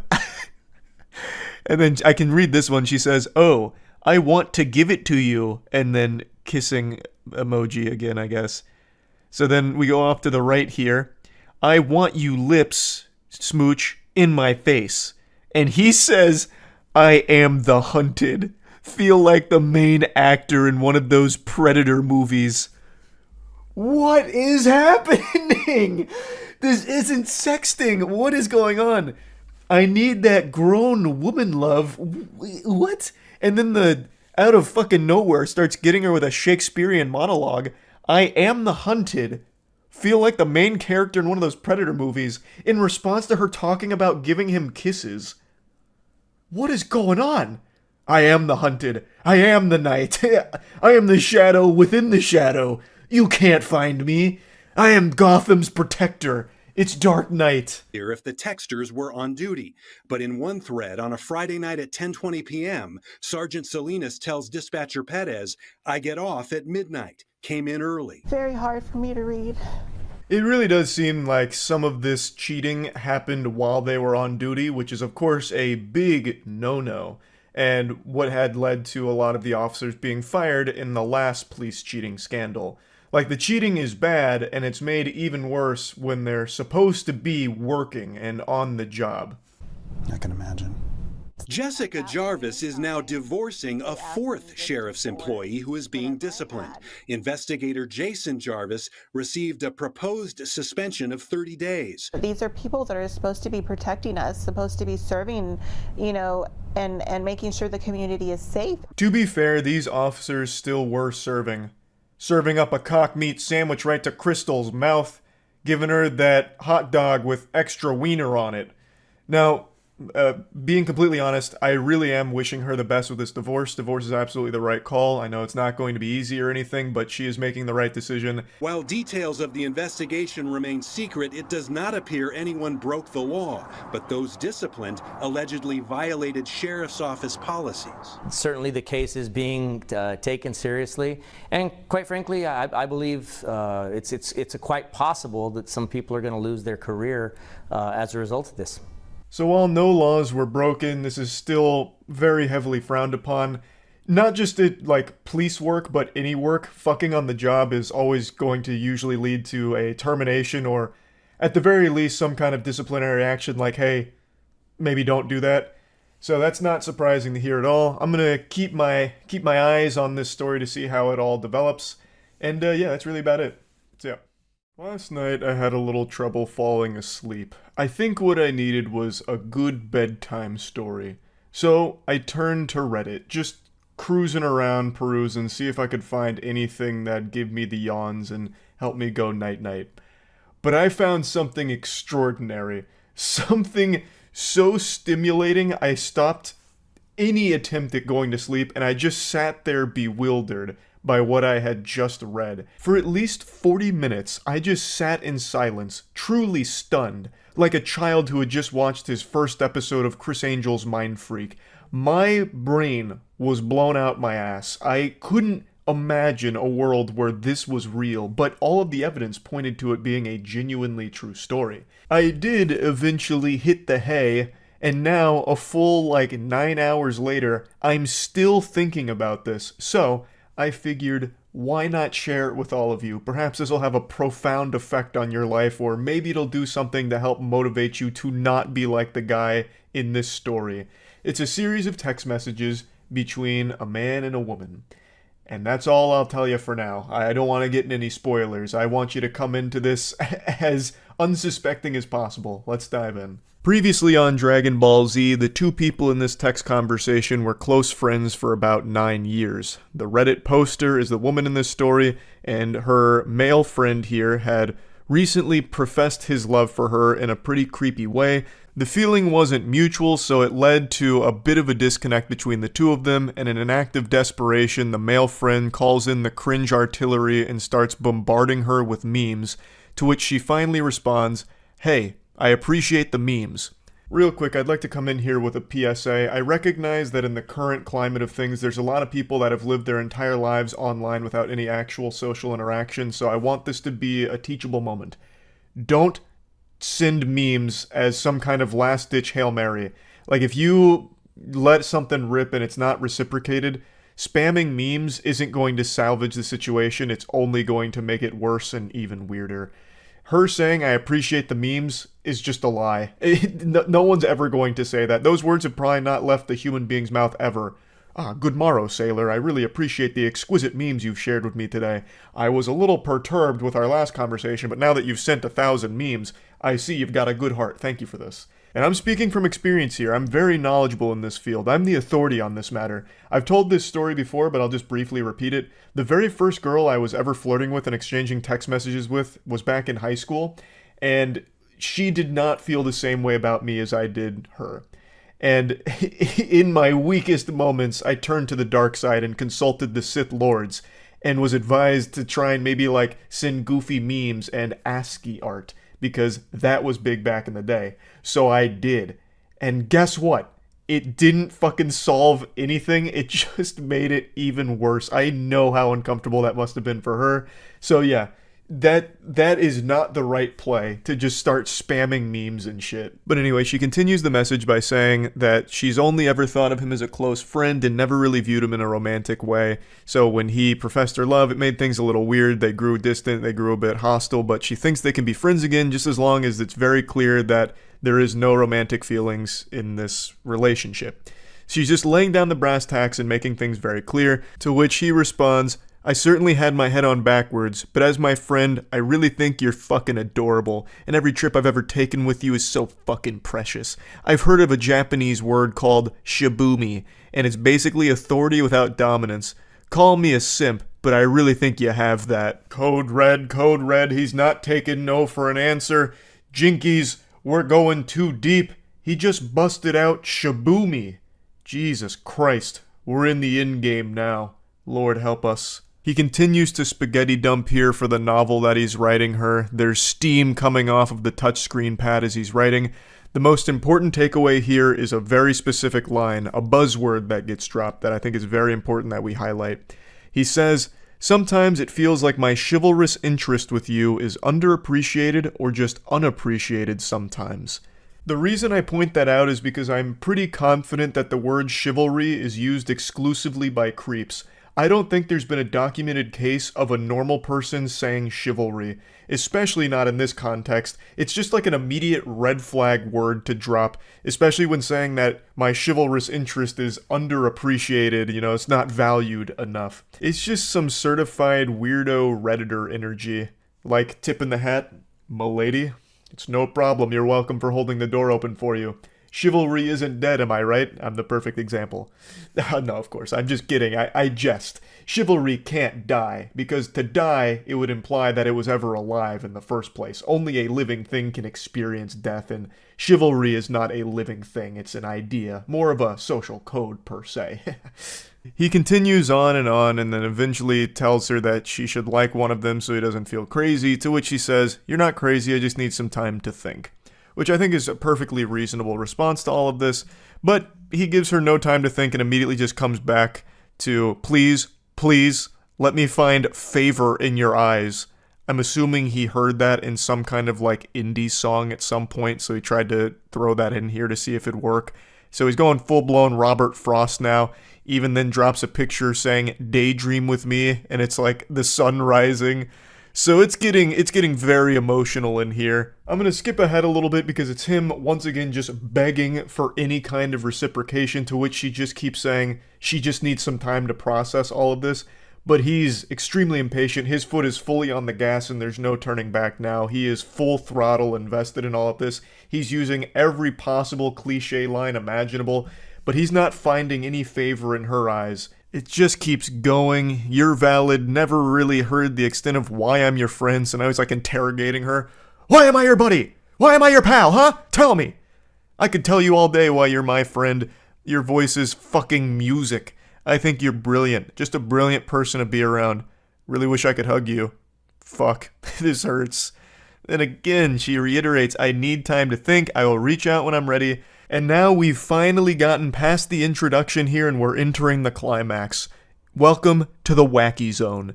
He once again gives her no time to reach out or process any of this. He reaches out pretty soon after everything, only a couple of days, and says, so is there any chance as your friend I could send you something explicit? She says, what do you mean? And then he goes, NSFW, which I'm sure all of you know what that means, but I'll break it down anyway. Not safe for work. Of course, she wasn't expecting this curveball, so she says, are you trying to make a joke right now? And then he goes, no, kind of a gamble. I will say this is a historic moment. You are witnessing the worst gamble in history. Congratulations, we all got to be a part of this. This is, by far, the absolute worst possible fucking gamble you could ever make. This is like betting 100% of your life savings on me getting taller. What the fuck are you, I don't understand how you think an out-of-nowhere nudie is going to somehow win her over and, somehow solve all of these problems. I just can't even understand that mindset, really. It just doesn't compute. Okay, I tried all the lovey-dovey, really mushy-gushy stuff with the favor in your eyes, your voice is like magic or music. It didn't work. So let's try something a little more primal. Wiener. What about penis? Eureka! This might be the answer. Let's try it. She's once again just trying to make sure she fully understands the lunacy going on here, so she says, are you asking me if you can send me something sexually explicit? Respectfully. What a gentleman. A fedora tip to you, my gentle sir. That is sophisticated. Very respectful. Milady, doth thou wish to gaze upon my meat? And then he sends her a dick pic with his pinky out while holding it. An incredibly interesting play here, as if somehow his cock was going to hypnotize her and make her fall in love with him. So she eventually responds by pointing out how weird this whole interaction has become. She still only ever viewed them as friends and will only ever view him as a friend, and that she's very disappointed that he can't even respect that she wants some time to herself to process this entire weird interaction. She also drops a bombshell at the end by mentioning that she's currently in a relationship, so that was a big plot twist. This goober is doing all of this to a girl who is not interested and also in a relationship. The odds couldn't be more against him. Now, she used a word at the end that's about to change the entire course of this interaction. She said, it sucked when you went all incel on me towards the end. That word, I had a big voice crack there, that's how powerful that word is. That one word ruffled this guy's feathers so much. You're about to see a full-blown ballistic breakdown from it. I respect that. Also, if I'm an incel, you're toxic, so let's not name call. She's toxic because she doesn't want to fuck him. Why is that even in your argument, that I can't get someone? I can. You choose not to. That's fair, but you didn't get to call me an incel because you decline. You go out of your way to say it. Why is that? Label me as anything else, for real. It's foolish for you to argue something like that. She gets taken off guard here, saying hey, whoa, pump the brakes, Buster. I didn't mean to offend you. She says, I never said you couldn't get someone. What do you mean? She never said that. He is now just projecting some insecurities and reading between the lines on shit that doesn't exist. She just said his behavior was that of an incel or something. And he keeps going. You should know I'm anything but a little dick incel, so out of here with that shit. Again, she never even pointed out your penis or anything. She didn't call it small. Where is this coming from? He's fighting ghosts. I'm not even gonna pretend that's valid. You're with a fucking beta cuck to begin with. Maybe that's your type, and maybe that's why we aren't together. Have fun with that. The mask has come off. He is unchained, unhinged, and unhappy. Your boyfriend's a beta cuck loser. That's the only reason you and I aren't together, because that's what you're into, beta cucks. You couldn't handle an alpha male testosterone titan like me, a real man who cries while he texts. She then goes on to say, look, if you find me to be toxic and all of this awful stuff, okay, then, you shouldn't be upset that we're not close anymore. And to this big message, he just responds by saying, I'll see you in hell. And then she says r/nice guys, which this very much is an r/nice guys moment. Keep in mind, this is still only a couple days after the whole poetic Allow me to find favor in your eyes, miss. Your voice is music, sweet music. And now it's, what an excellent take on a 7-year waste of my fucking time. To which she responds, so you're just waiting around until I'd eventually date you? That's on you, man. She's absolutely right. That is entirely on you. This dude played the long game, almost an entire decade of pretending to be her friend in the hopes that eventually you'll get to fuck her. I guess was the plan. That is a long commitment to a deep cover operation to stay in disguise, faking friendship, hoping that eventually you'll be able to have sex with her. Then he says, how was I supposed to know you're only interested in half men? I've never even seen that term used before. This guy's pulling all kinds of Insano-style phrases out of his ass now. I spent 7 years just waiting for you to notice the difference, but I guess I bet on the wrong fucking horse. This goober spent 7 years pretending to be her friend, hoping that somehow she'd fall in love with him? This is craziness. This is a longer time spent undercover than Rob Lucci and the gang during the Water 7 arc of One Piece. Like, this is outrageous how long he committed to this ridiculous, diabolical plan. And now he's just full anime villain mode. I'm over you. That's why I asked if you needed a visual definition of the word endowed, because I bet you're never going to get that with the life you choose to live without me. Motherfucker, I grew this dick for you, you ungrateful clod. We have to pause here for a moment. Wow. I grew this dick for you, you ungrateful clod. That is one of the most powerful sentences I've ever had the pleasure of reading. What does that even mean? That's not even possible. How could you have grown your penis for her? Was there no dick there to begin with, and then you just started, planting the seeds and then taking care of it like summertime gardening? Like, what does that mean, you grew it for her? Is it a laboratory experiment like the Cybermen? Like, I don't understand. It's just such a bafflingly amazing sentence. She's also stunned, saying, I refuse to believe that these messages aren't satire. And then that sets him off even further. This entire relationship is satire. A joke. Your interest in men is a joke. The wambulance is coming in hot. He's Squidward, you're Squidward, I'm Squidward, we're all Squidward. This whole relationship satire, it's all a joke, you're a joke. Fuck you. My interest in you is a joke. This is the first time I wanted to show someone my dick because I hate them. Fucking brilliant. r/nice guys, these nuts. She waits a while and then says, I think enough time has passed and I just genuinely want to know if you've had any remorse for the shit you said to me or if you truly believe it was all valid. And then he responds 7 hours later saying, let's find out if you're still seeing the Hat Man first. I don't know what that means, but then he comes back 2 hours later and said, I'm over you. You're wasting your time. So he's trying to flip this around on her like, you missed your opportunity with the golden goose. You missed your opportunity with the alpha. I've moved on, you harpy. I don't need you anymore, harlot. Listen, I've matured a lot. You clearly haven't. So you're wasting your time trying to talk to me now. You had your chance, you blew it. I'm sure you're kicking yourself now for this, but hey, that's the way the cookie crumbles. But then just to finish it off with the cherry on top, he quotes from before where he was offering to show her his wiener and says, I still mean this if you need clarification. And then comes back and says, except don't even bother asking for nudes. I have a girlfriend. Okay. I mean, this is quite the ride. What an adventure. She eventually just says, what's wrong with you? We were friends for almost a decade. And then you go into this shit. Which is a reasonable response. Like, how did this happen? We have been friends for 10 years. We've known each other for so long. Where did this come from? It is crazy. This whole situation was wild. And also, I'm calling fiddlesticks on that last statement from him.